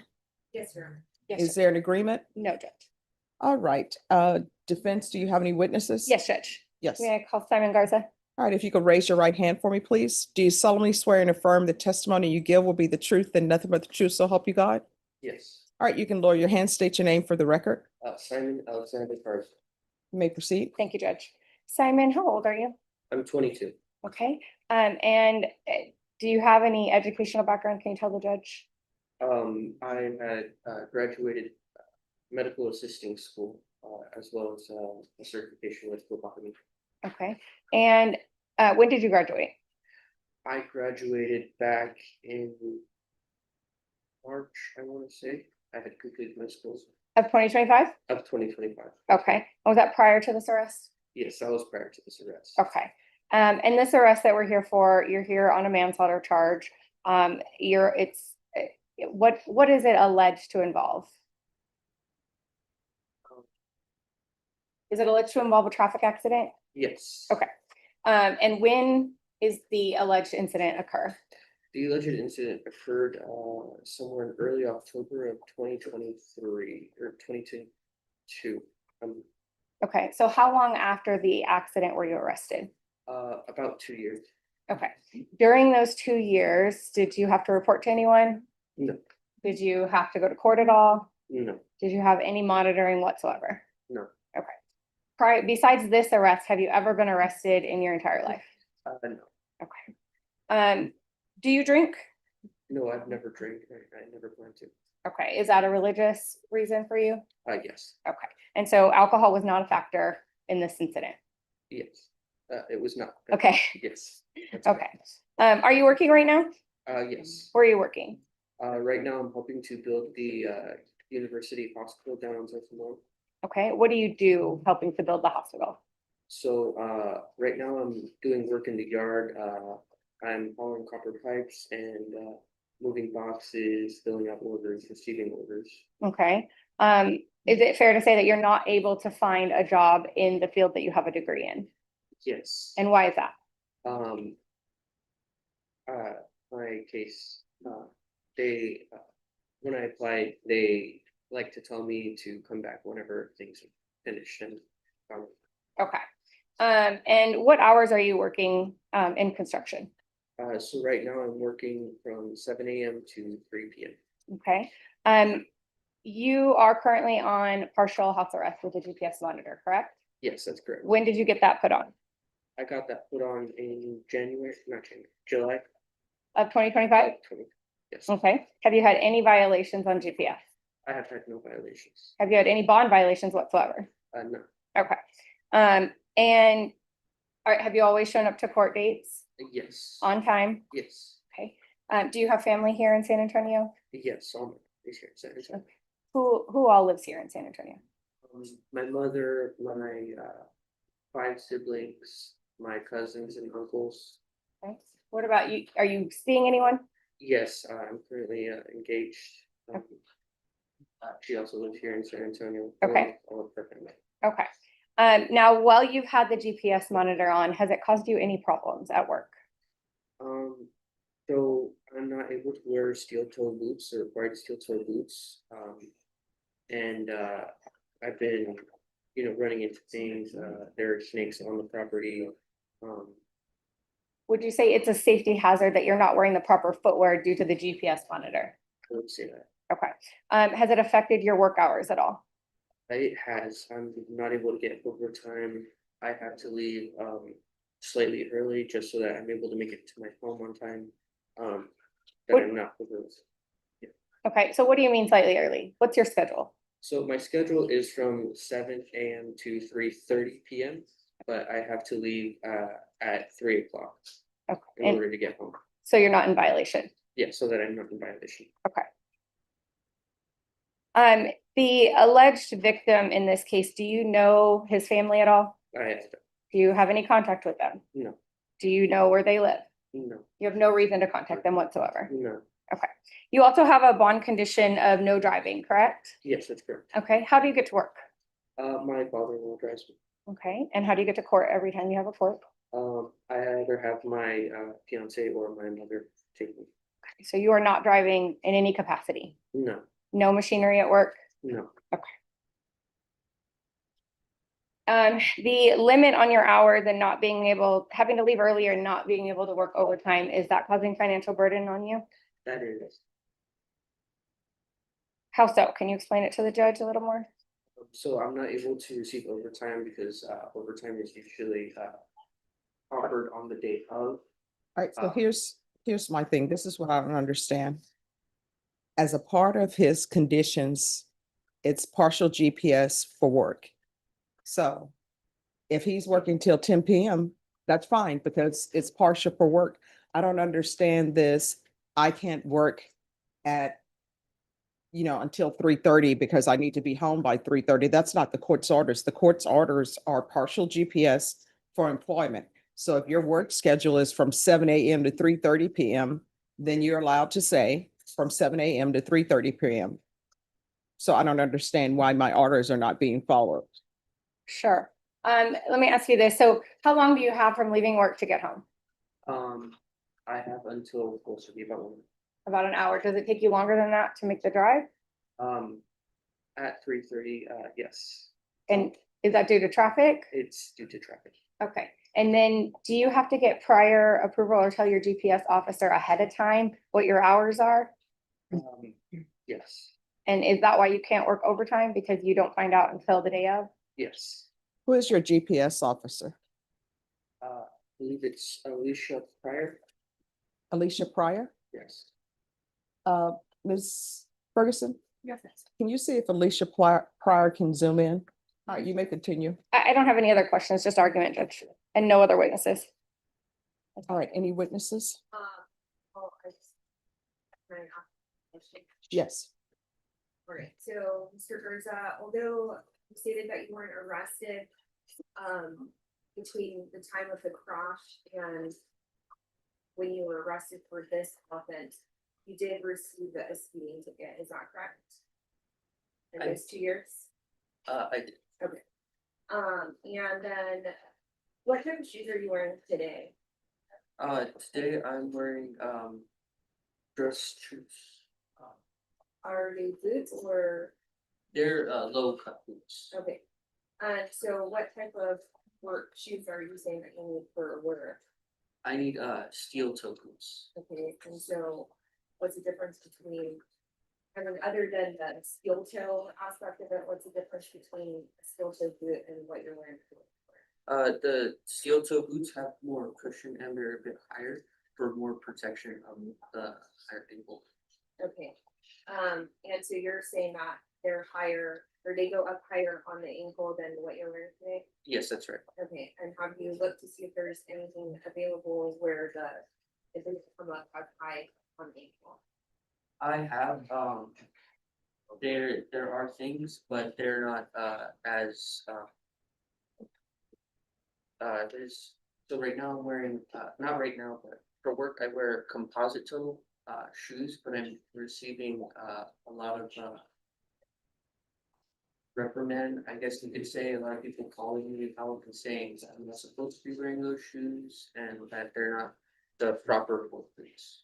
But regarding the steel toes, you're saying, regarding steel toe boots, have you looked to see if there are any available that have a lower cut on the ankle? Yes, I have. Is there any available? I have the found it.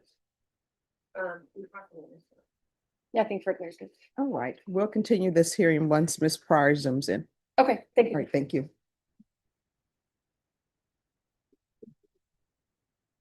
Anyone else ready? We have on page 9. First one, Willie Phillips.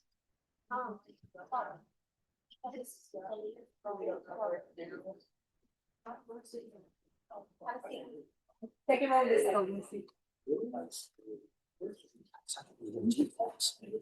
Willie Phillips.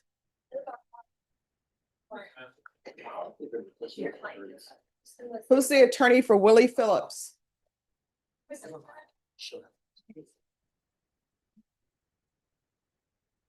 Mr. Phillips, come down.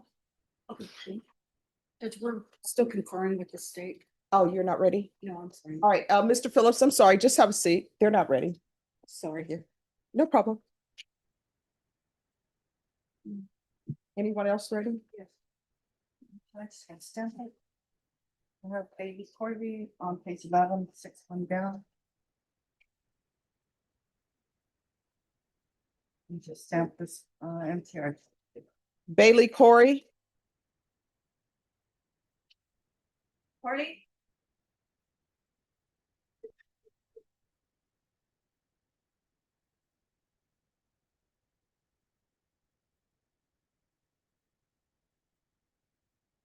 All right, the court is calling 2023 CR 2218 State versus Bailey Alexander Corey. Can I have parties announced?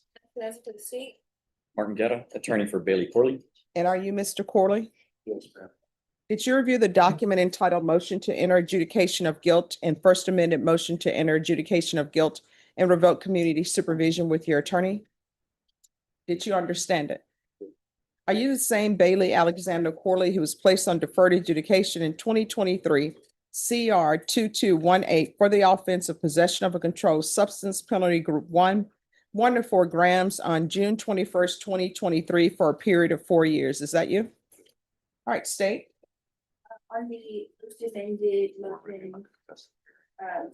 violated condition number 1, on or about the 15th day of October 2025 in Bear County, Texas, the defendant Bailey Alexander Corley committed the offense of unauthorized use of a motor vehicle in violation of condition number 1. How do you plead to that? True or not true? And Your Honor, we are requesting you contest on this. Okay. Violated condition number 4, in Bear County, Texas, the defendant Bailey Alexander Corley did then and there fail to report to the supervision officer as directed for the months of August 2025 and September of 2025 in violation of condition number 4. How do you plead to that? True or not true? And state will waive the remainder. And I'm sorry, the violation of condition number 4, you say August 2025? Yes, in September of 2025. All right. Any objections to the probation officer zooming in? Your Honor, if we could, I want to look in more information on the new number 1. So I'm asking for a reset, a short reset, so we can have the contested hearing next week. All right, any objection to the witnesses appearing by Zoom? No, Your All right, Ms. Abrams, Yes. this is going to be set for a contested hearing. Ms. Ferguson, set this for a contested hearing for next week, and witnesses may appear by Zoom. All right, we'll come back on November 13th for a contested hearing. Thank you, Your Honor. You're welcome. Oh, I'm so sorry. It's still on the record. State, do you have any objection to the, I'm sorry, defense, do you have any objections to the state's waivers of the other allegations? No objection. All right, thank you. Sir. Just for that in the afternoon, is one of this. It should be fairly short, Okay. so we can put it in the morning. Okay. And Judge, you said the 13th. correct? Yes, Okay, so- you're welcome. Yes.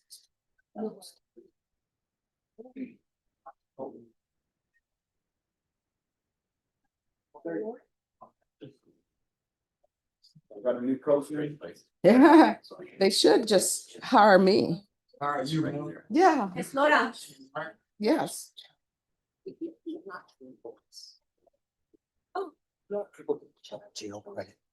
Is it on the document? Is it on the document sheets?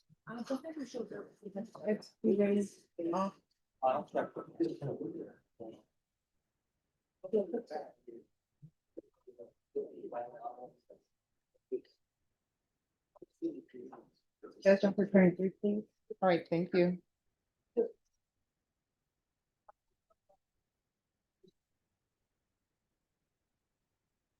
And Norma, were you able to get in touch with? Yes. Okay.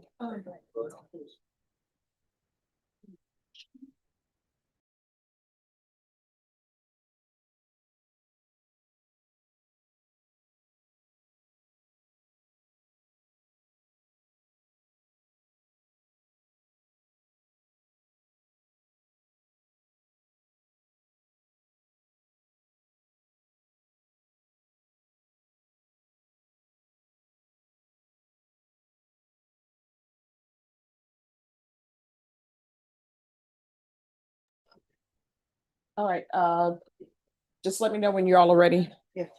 Just me.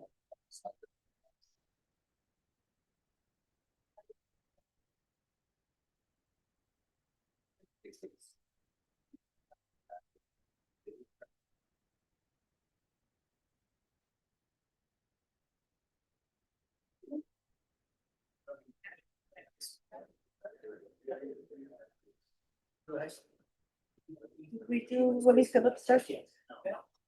I'm sorry, Did we do Willie Phillips? what page is he on? Mine. No, she wasn't ready. Oh, That did it? yes. Yeah, she wasn't ready. Okay.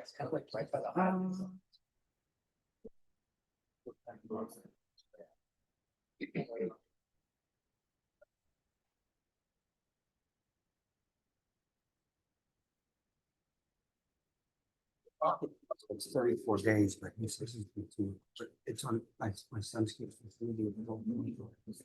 Okay.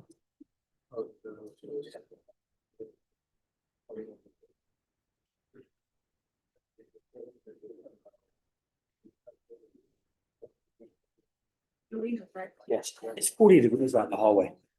Is it really 40? You hit about the middle of the hallway and I swear to God, I needed to park it. Well, but you know what? That's a great temperature. That's preparing us for the things to come. For the apocalypse. Oh, we always got to look on the bright side. You know, they always show the Viking series Oh, yeah. where they're out there wearing the equivalent of shorts. And just- so we got to prepare for this. I wasn't built for that. We have Desmond Gomez on page 11. Fifth one.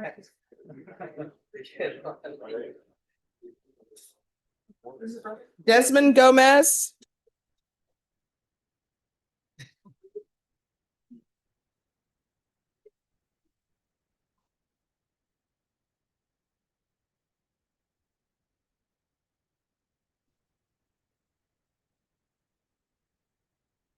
Hello.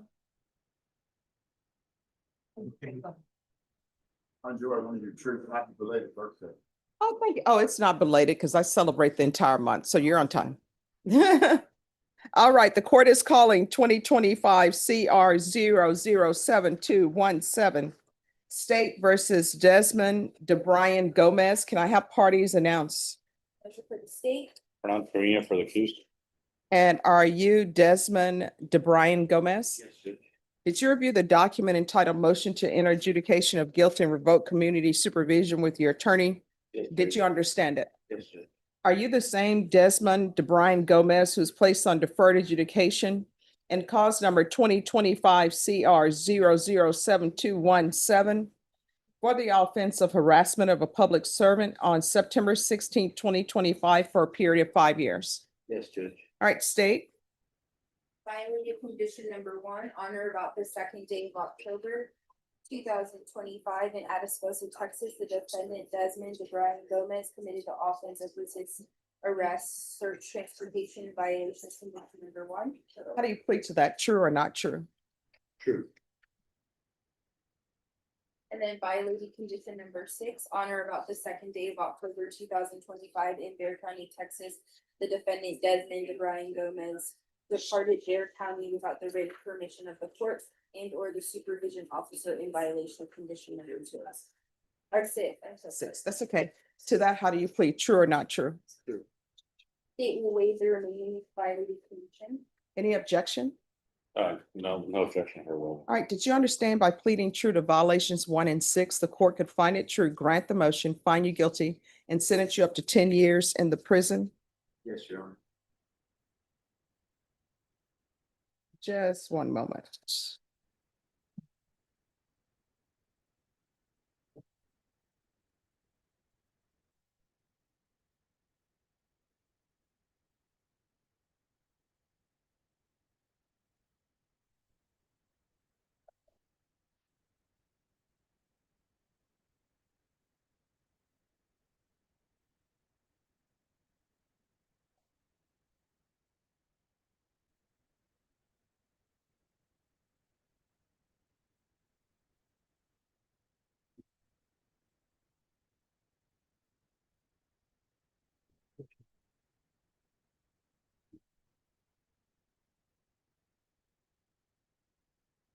All right, on this case, could I see the indictment, please?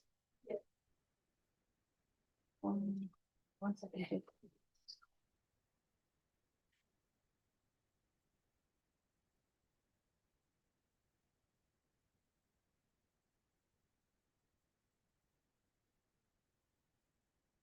Because there's a plea, we can go off the record, because there was a plea agreement on counts 1, 2, and 3.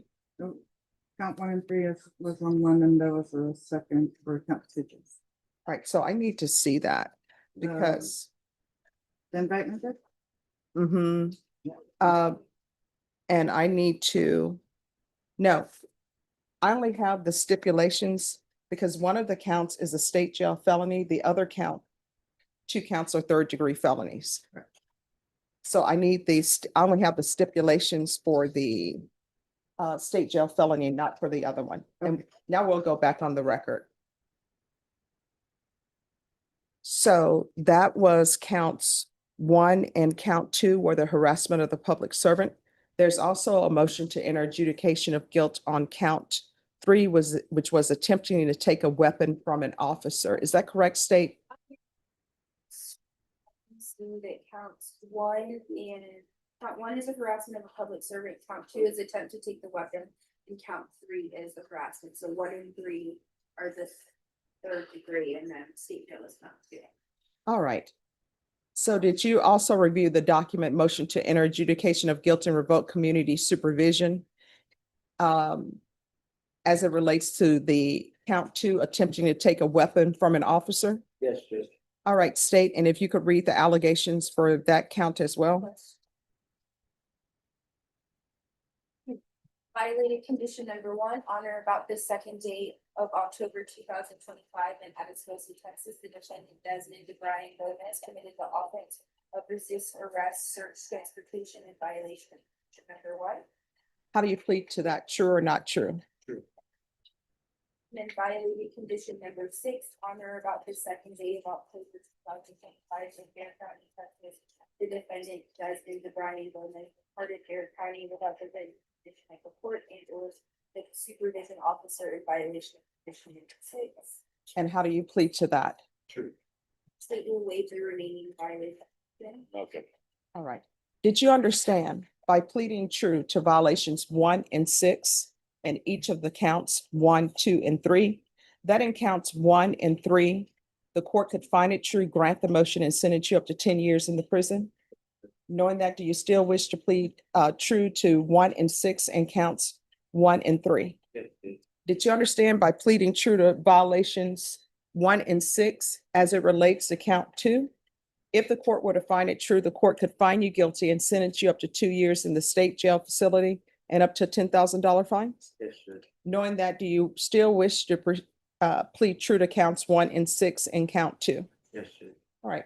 Then in counts 1, counts 2, counts 3, the court will find violations of 1 and 6 true. Is there a proposed agreement?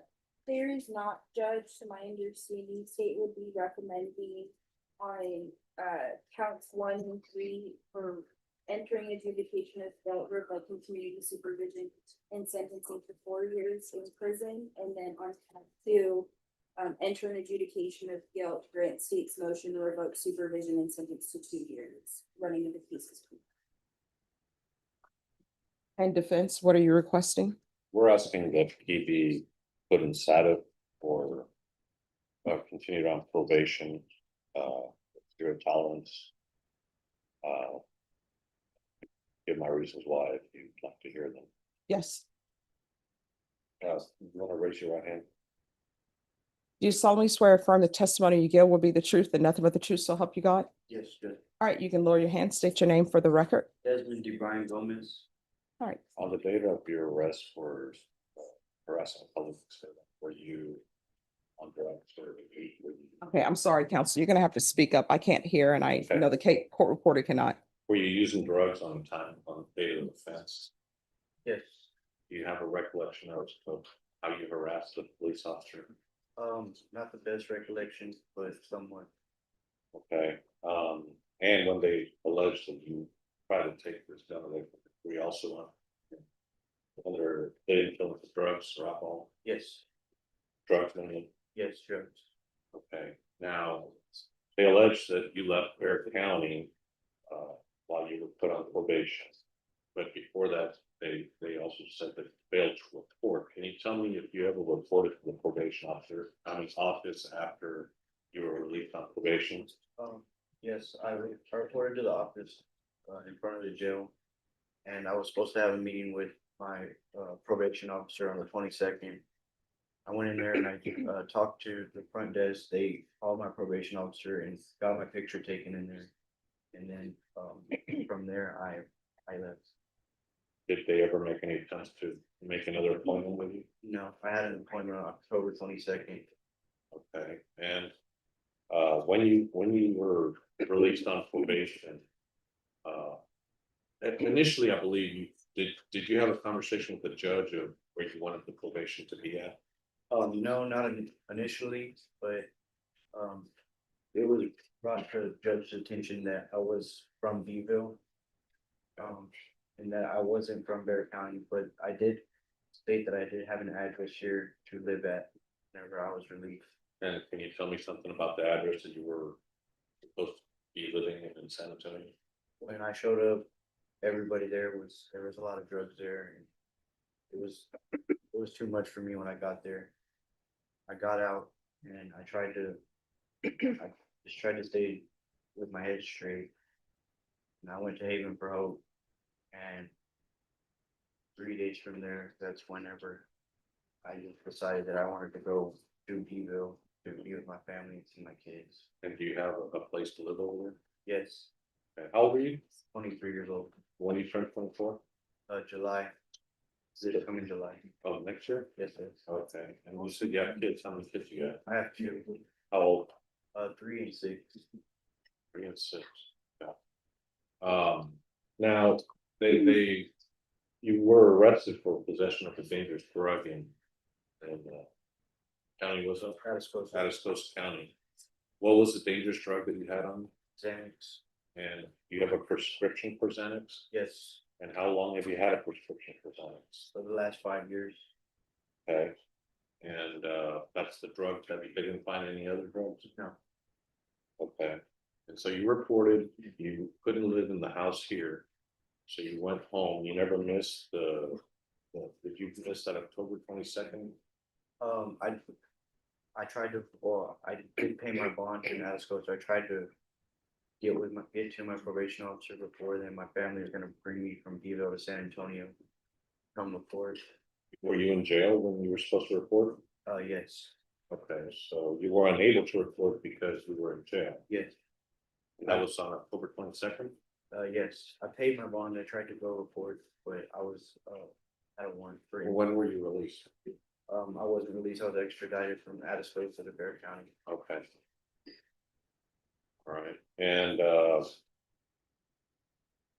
I guess, what are you asking for the judge to do with your case? Are you asking her to continue you on probation? Or what exactly do you want her to do? I'm asking for leniency to continue my probation and please try to get me moved to the county where I have somewhere to live and where my kids are and where I have a job. Because here in Bear County, I'm not from here and I really don't have nothing here. Nothing at all. I know nobody here, no family here. And you have a job? I over did there? have an aunt and a cousin here that I was gonna stay with, but they were all on drugs. Showed up. That was all I had. Right, and you're saying, I mean, other than the Xanax, do you have problems with other drugs? Yeah, I have in the past. I've been incarcerated for the last almost 8 months. Before being released on probation, and I've been sober. I've been from since then. Do you think Sadaf would be helpful? Yes, I think it would. Why is that? Well, I think it would. I think it wouldn't at the same time. I know what choices I need to make. It's just, I don't know why. Something gets in the way of me making. I guess it's just with myself. There's no other excuse. Now, in Beeville, do you have a support system? Yes, And who would that be? my mother, my father, my grandmother, my aunt, my children, Okay, and where would you live? with my grandmother. Your grandmother? Yeah. And does she have any rules? I mean, yeah, of course, everybody do, basic rules. Being before late, I mean, you can't be coming in and out late. Stay clean. And work. Work? And where would you be working? Be working for my uncle as a surveyor and, doing concrete work. Oh, you do concrete? Yes, sir. And so you're asking the judge to continue on probation if she deems it necessary to give you some kind of drug help, you think that would be appropriate? Yes. Okay. All right, no further questions. Any questions? Yes, so very briefly, Mr. Gomez, you stated that, when you got out of jail, you attempted to contact your probation officer, is that correct? Yes. How did you attempt to make that contact? I went to the probation office across the street and the front desk receptionist got in contact with the probation officer, set me an appointment and then took my picture and then that's when I left the office. And that subsequent appointment, did you make that appointment? Yes, And so it was a successful meeting after that? yes, Okay. And at any time did you tell your probation officer you were leaving the county? no, Why not? I didn't have a phone. I tried to go to the jail and call her from the jail phone, but they wouldn't let me use it. I didn't have her number. I just knew her name and the address where I was going to meet her at. I did have the paperwork though, but I had lost all my paperwork because it was in a backpack. Someone stole it. But you stated you have a support system out of county, correct? Yes, Do those family members have phones? yes, Are you capable of using the internet? yes. Could you have Googled Dare County Adult Probation to find a general phone number? Well, I wasn't with any of my family. I was just on my own out here. When I got released from the jail, I was just walking in the streets. Okay, so would you agree with me that it would be a little difficult for this court to believe that you'd be able to follow the rules of your community support, your family members' rules for their homes, when you couldn't even comply with the conditions of probation on this case? Yes. Yeah, no further questions, right? Any further questions? Well, would you be able to comply with all the rules of probation, all the conditions? If you have that support system and you're living in Beeville? Yeah. And you would be fully employed? Yes, fully employed. Okay, and that's where your kids are, your grandmother, your parents, and do you have any other brothers, sisters, or anybody else? Yeah, I have two sisters. And are they helpful for you? With you? Yes. Okay. No further- They're younger, but they're helpful. Okay, no further questions, sir. All right, I have a few questions if there are no objections. Okay. All right, so when you left Bear County, you went to go live with family? Yeah, And who did you live with? my grandma, All right, and who else was living there? my aunt, my uncle, so, All right, and were your children living there? no. Were you living with your children at any time? No, they live with their mother, but I did have, I met up with her and I got to see my kids when I first got released. Okay, so what I don't understand is why you can get to Beeville, what is the distance from here to Beeville? About 80 miles. So how did you get to Beeville? This guy that I had met at the gas station, he told me he was heading towards Corpus. And he told me he would drop me off in Beeville. All right, so this guy you met, complete stranger, Yes, ma'am. and they gave you a ride? Yes or no? Yes. And they wouldn't let you use their phone? Well, I didn't really ask. All right, I was just going to. so, and when did this happen? When did you get to Beeville? I never really got to get there. I got pulled over in Atascosa.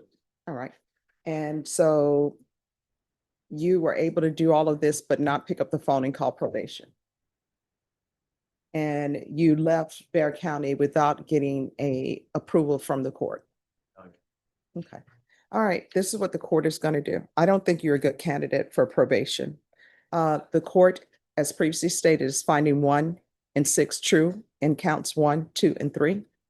Counts 1, 2, and 3 will run concurrently. The court is going to revoke. The court will find you guilty. In count 1, the court will sentence you to 5 years in the prison. In count 2, the court will sentence you to 2 years in the prison. In count 3, the court will sentence you to 5 years in the prison. There's to be no residing in household with minors. There's restitution to Juan Veritis, Vertiz, James Trotty, Trottie. There's to be no unsupervised contact with minors. Court will give you credit for any time served, and the court will request the therapeutic community. Therapeutic community does not increase the time that you're in custody. It's to help you with any type of drug or alcohol issues you may have. This is not a plea bargain agreement. Did you review the trial court certification of defendant's rights to appeal with your attorney? Yes. You do have a limited right to appeal. That right to appeal is as it relates to the allegations in the motion, not the fact that you are on deferred adjudication. Because this is a felony conviction, you're not allowed to own or possess any weapons or ammunition. If you have a question over that, you'll need to speak to an attorney. Do you understand? Yes, Your Honor. All right, we can go off the record. You have children. You got to change your life. Otherwise, don't go bringing chaos into their lives. You understand? Yes, Your Honor. All right, good luck to you. You're welcome. Have a seat, sir. All right, could I see the parties, Giovinco?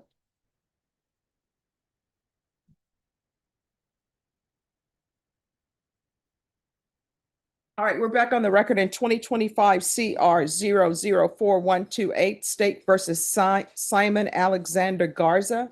If I could have parties re-announced for the record, please. Marissa Giovenco for Mr. Garza. And you're Mr. Garza? Yeah, that's right. All right, we have by Zoom, Officer Pryor. Officer Pryor, could you unmute for me, please? Deputy Laura, is the sound on? Yes, sir. All right, could you say something for me, please? Good morning, Your Honor. If you could speak up a little bit. Okay. Good morning, Your Morning. Honor. Good morning. All right, so I'm calling you on the case of Simon Alexander Garza. Do you have that pulled up?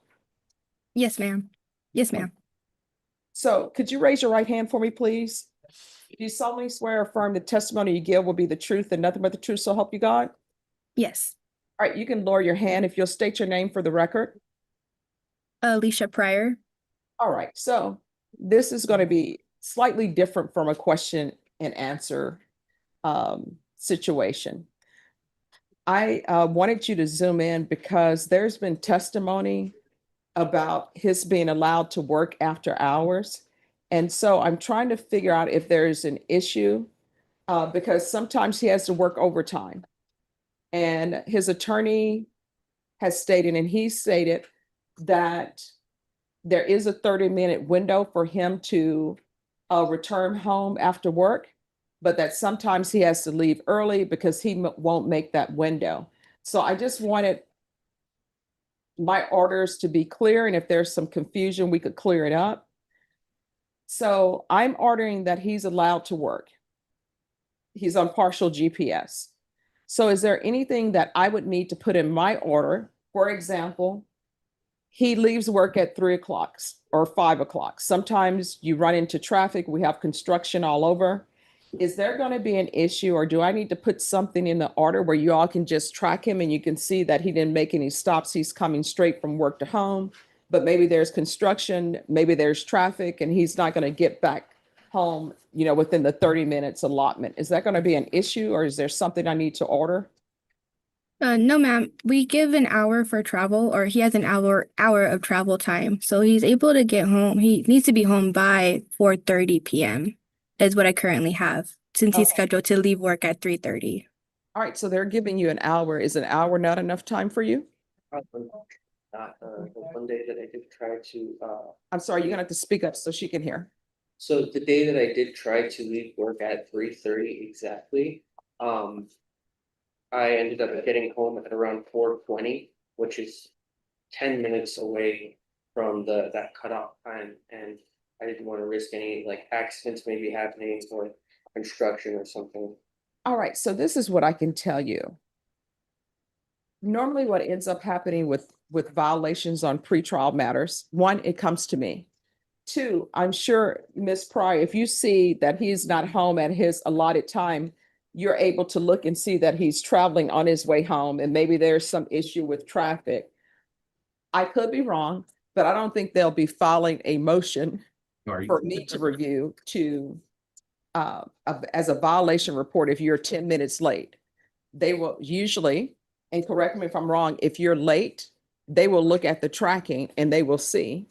And then it will come to me and say, oh, this person stopped at HEB, this person stopped at a club, but that's when I'll get it. You understand? Yeah. Is that correct, Ms. Officer Pryor? Yes, Your Honor. So we'll call the defendant to see why he was late, if it was due to traffic or if there is an issue with car or whatever may have happened. If there was an unauthorized stop, then we would do a violation. So they will call you.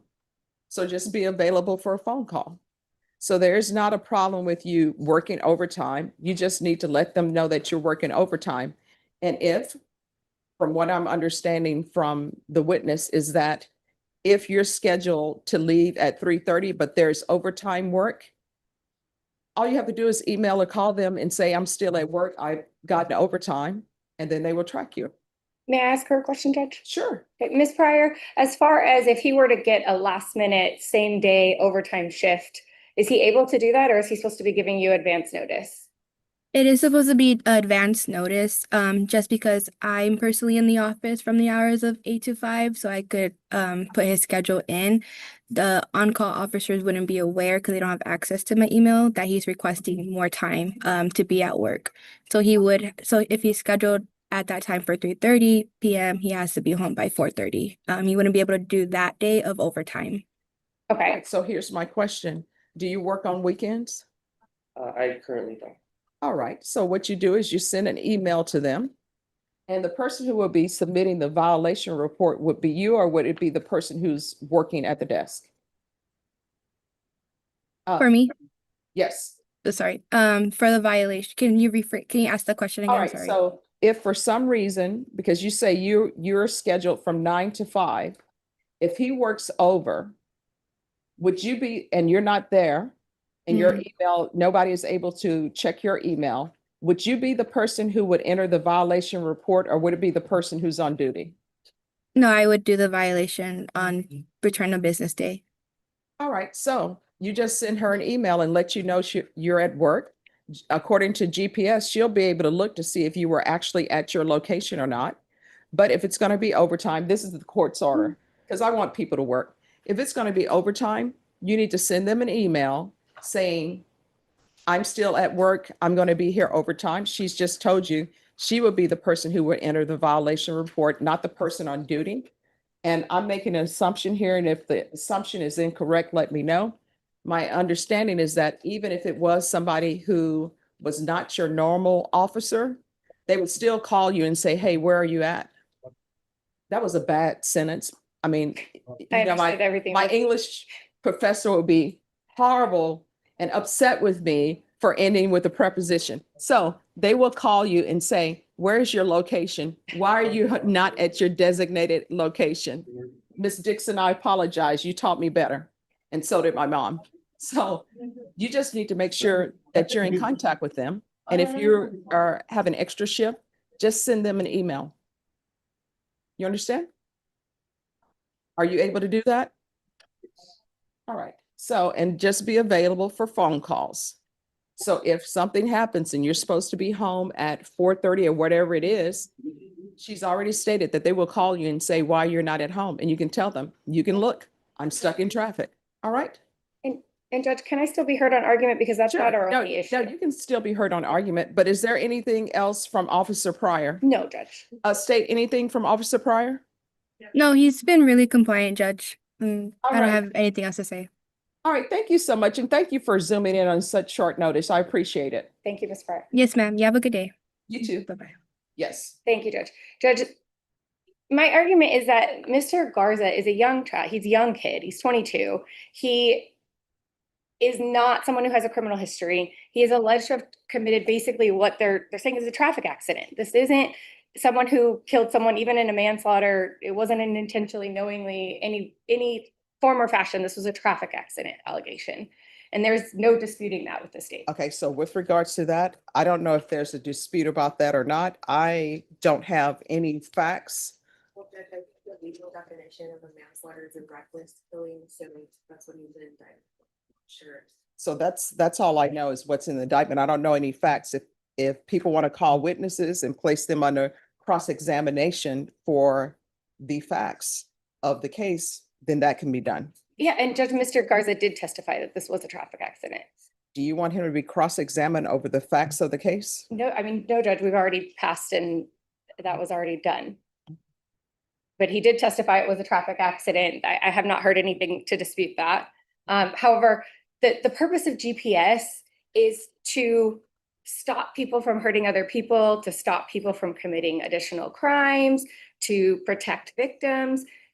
The protection from the community, we want to argue for the state side, is driving. They're concerned about Mr. Garza driving. He testified he is not driving. There is a condition of bond that he not drive. The GPS does not add any additional protections that it is intended for. This is not a case for GPS. He has also been on GPS since July of 2025 with 0 violations, and it is creating a safety hazard for him at work. I believe we've solved the hour issues, and I appreciate that, Judge, but it is additionally causing a safety issue for him at work, and it is unduly burdensome and not necessary in this case. State? Judge, you believe it's necessary, you heard testimony that in the 2 years that he was not indicted, we put up a speeding ticket. And so I think from the state side, it is necessary to monitor him for the safety of the community. And so we'd ask that we keep it out of order. All right, thank you. All right, the motion will be denied. Thank you, Judge. Thank you. Anyone else ready? Yes, Judge, we have, page 9, first one down, Willie Phillips. Willie Phillips.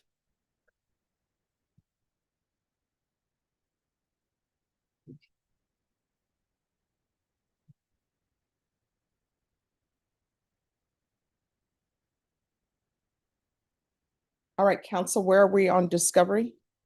Judge, there's a lot missing from the file. There's only one, police report and the lab report. But I'm hoping, I just have to do some due diligence, so maybe a quick 2-week reset.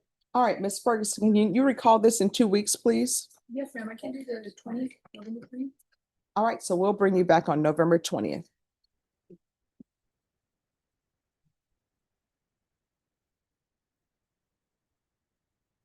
All right, anyone else ready? Yes, Judge, page 2, at the very bottom. Is Mr. Dollar. Jeffrey Dollar.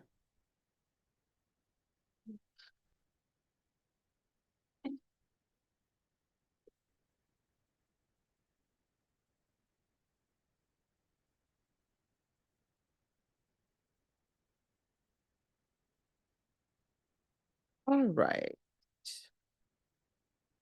So today is plea deadline date. Jury trial?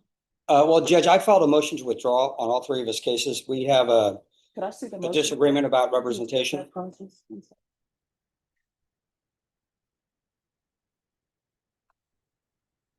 Do you have the motions with you? I have one of them, but I can get the other ones printed out. I just need the. He has one indicted case, Judge, and then 2 unindicted. And So I have the 2025 PF 08119. I've got 120. And you have one, And then the indicted case is, my office didn't send it with me, but we filed it. Okay.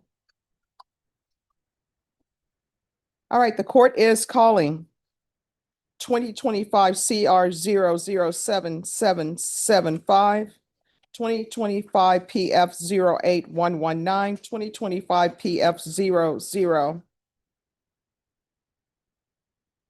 2025 PF 08120. Could I have parties announced? Robert Maurer for defendant. And are you Mr. Dollar? Yes. All right.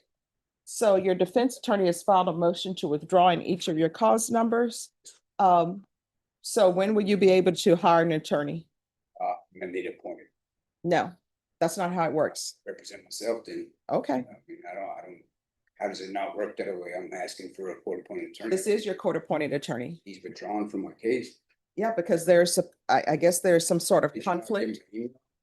I don't respond to emails and those emails don't come to me. Those emails come to the court coordinator and then that email is sent to the defense attorney and to the state. I don't review emails. Well, I've tried to contact Mr. Marr's office several times over the past 6 months with no response. I cannot get an answer. Look, that is, I'd like to respond to that. Is complete nonsense. I've got He has screenshots. been in my office, he has met with me, he has reviewed the evidence, I've discussed the case, I've discussed the offers.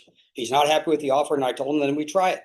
Yeah. But just to speak frankly, and he probably put this in the email, it got to the point where he offered me extra money, somehow thinking that was going to change how I represented people. And I said, I've acquitted people on murder charges on appointed cases. And I'm offended by his attitude and his actions, and I don't want to represent him. No, actually, you said shut the F up and hung up I in probably my did, face. Judge. Yes, you did. Yeah, All I'm right, quite certain I did. Mr. Mauer, State, do you have any objections? All right, Mr. Mauer, your motion to withdraw in all three cases will be granted. You'll need to retain counsel. Thank you, Judge. All right, Ms. Ferguson, Yes, sir. recall this in 30 days and it's for the defendant to obtain an attorney. Yes, Marie.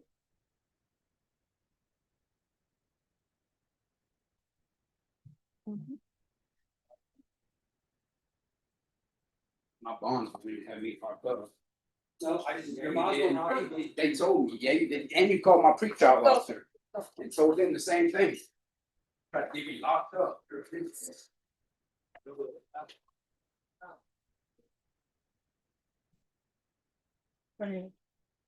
Frank. No. No.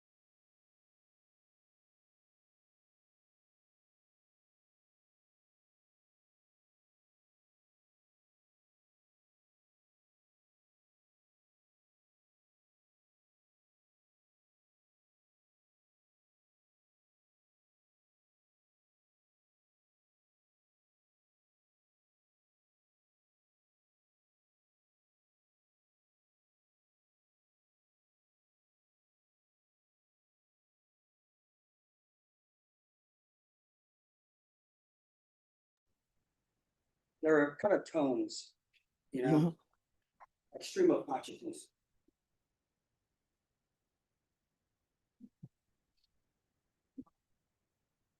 All right, who else? Which one, Judge? All right, Clinton Dixon.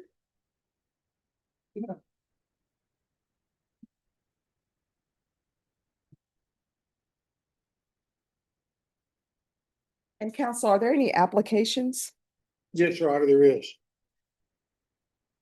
in both cases?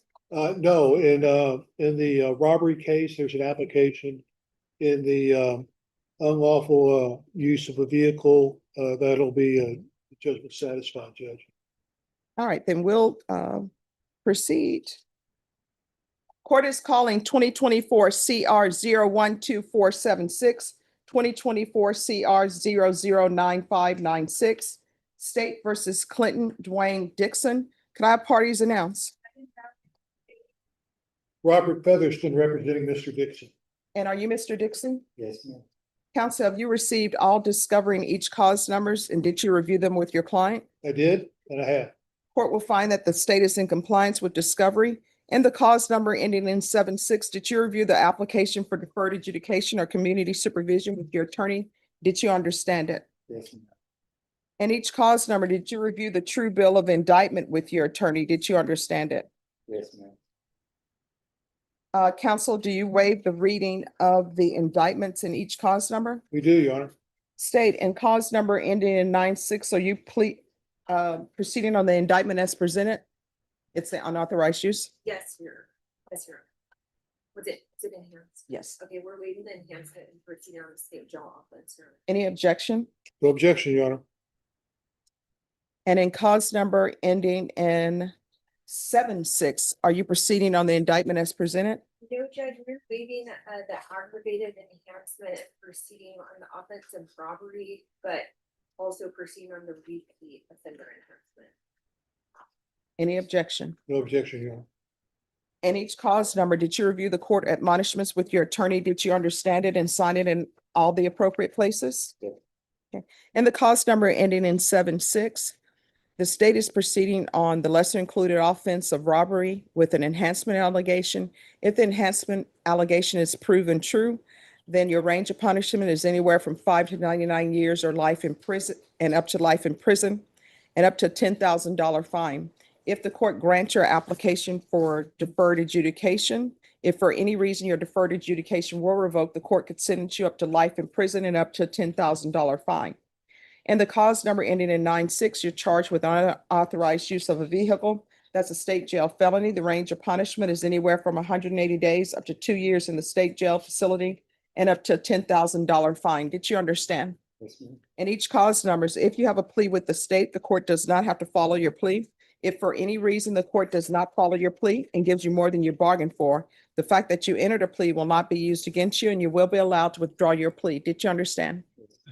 In each cause number, you have a right to jury trial, a right for you or your attorney to cross-examine and confront any witnesses the state would call, and the right to remain silent. By entering into these pleas, you're giving up those rights. Did you intend to give up those rights and enter into plea bargain agreements in each cause number? Yes, ma'am. Counsel, in each cause number, has your client been able to provide you with any defenses? Yes, Your Honor. Do you believe he has a rational as well as a factual understanding of the charges against him? I do. Do you believe he's currently competent and was legally sane at the time of the offense? Yes, Your Honor. Mr. Dixon, in each cause number, has anyone threatened you, coerced you, or placed you in fear to get you to enter the plea? No, ma'am. Anyone promised you anything other than the plea? No, ma'am. Are you satisfied with the way you've been represented? Yes. If you're not a U.S. citizen, by entering into these plea bargain agreements, you will be deported, denied naturalization, and re-entry. Did you understand? Yes, ma'am. In each cause number, the court will find that defendant has knowingly and voluntarily waived his right to jury trial. In each cause number, did you review the plea bargain page with your attorney? Did you understand it? Yes, ma'am. And did you sign the waiver of appeal paragraph in both places in each cause number? Yes, ma'am. By signing that waiver of appeal paragraph, you're waiving your right to appeal. The only items that can be appealed are written pretrial motions that have been filed, heard, and ruled upon by the court. Did you understand? Yes. Counsel, are there been any such motions? Judge, we filed motions, but none have been heard. Your plea bargaining agreement in the cause number ending in 9-6 is to be 365 days in the Bexar County Jail under 1244. There's a $0 fine and no applications. Did you understand that to be the plea? Yes. In the cause number ending in 7-6, according to your plea, the state is proceeding on the lesser included of robbery. You're to agree that you've been previously convicted of one or more felonies for purposes of enhancement. There's a cap of 15 years in the prison, $2,000 fine. The state is opposed to your application of deferred adjudication or community supervision. They will take in consideration 2025 CR 001601. Did you understand that to be the plea in each of those cause numbers? Defense? Yes, Your Honor. State? It is, Your Honor. I'd like to make a correction. I've not had a chance to discuss this with Mr. Featherston, but I just realized that there's an evading arrest detention misdemeanor that I'd like to TIC. There's no objections. No objection, Your Honor. All right, any objections to the court writing in the taking in consideration the cause number? No, Your Honor. All right, what's the cause number? 014-159. All right, so did you understand that to be your plea bargain agreement in each cause number? Yes. And defense with that addition, is that the plea bargain agreement? It is, Your Honor. And state, is that the plea bargain agreement? Then in cause number 2024 CR 012476 to the offense of robbery, how do you plead? Guilty, not guilty, or no contest? Yes. To the enhancement, how do you plead? True or not true? And the cause number 2024 CR 009596 to unauthorized use of a vehicle, how do you plead? Guilty, not guilty, or no contest? Yes. State any evidence. The doctor states. No objection, Your Honor. All right, in each cause number, did you review the, and state you may be excused. In each cause number, did you review the waiver and stipulation to testimony with your attorney? Did you understand it and sign it in all the appropriate places? Again, did you understand you have a right to jury trial, a right for you or your attorney to cross-examine and confront any witnesses the state would call, and the right to remain silent? Did you understand that today the state will be presenting evidence in the form of witnesses' statements and police reports, but most importantly, there'll be no live testimony? Did you understand? Yes. In each cause number, the court will find that defendant has knowingly and voluntarily waived and consented to stipulation of testimony and stipulations. Court will accept into evidence states exhibits 1 and attachments, and the court will review the same.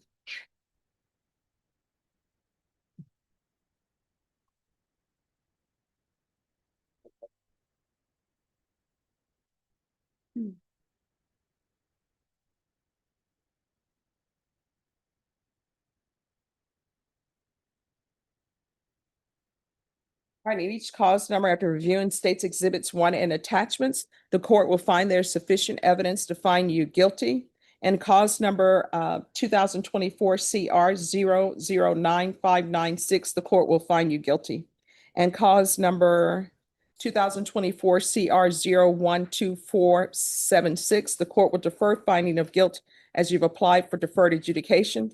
The court will find the enhancement true based upon your plea of true and based upon states exhibits 1 and attachments.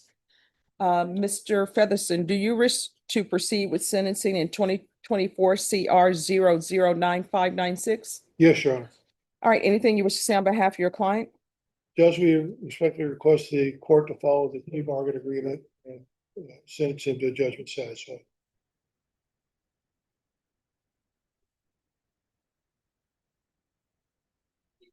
All right, and cause number 2024 CR 009596. The court will follow your plea bargain agreement. The court will find you guilty. The court will sentence you to 365 days in the Bexar County Jail, give you credit for any time served, and that's 365 days under 1244. There's a $0 fine, and the court will find that the judgment is satisfied. In that cause number, did you review the document entitled Trial Court Certification of Defendant's Rights to Appeal with your attorney? Did you understand it and sign it?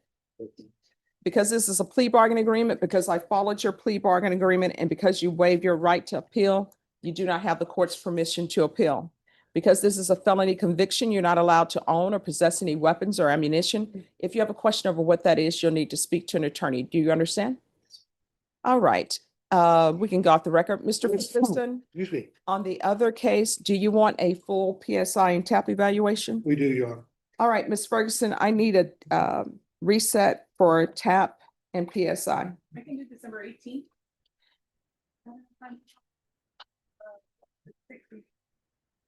Can I have one more week because of that holiday? It's gonna put us into. Oh, okay, yeah. January is fine.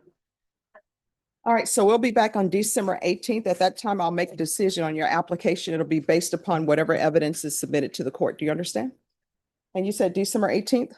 Yes, ma'am. And Judge, can you confirm the cost numbers? It's 2024 CR 012476. Thank you. All right, thank you. Thank you, Your Honor. Welcome.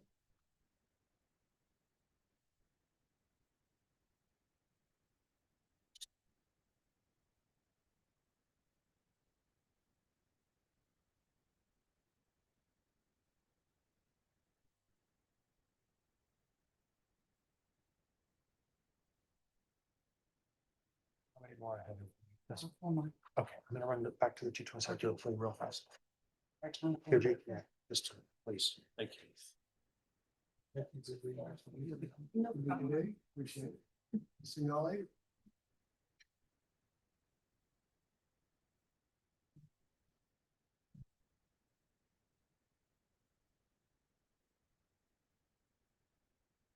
All right, who's next? Page 3, third one down, Catherine Flores. Catherine Flores. Who's coughing? What's going on? Good afternoon. Good afternoon. So today is plea deadline date. We have not actually been made an offer, so. State.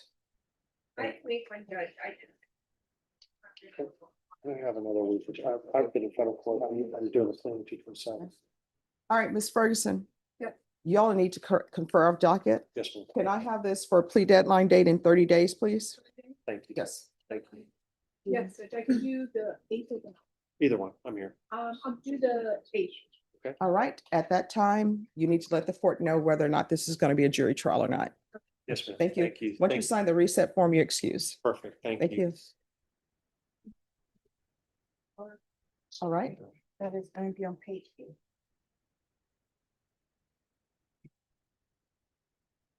For trying 3 more, please. Oh, those 3 other pleas, that's gonna have to be done after lunch. Antonio Eslora.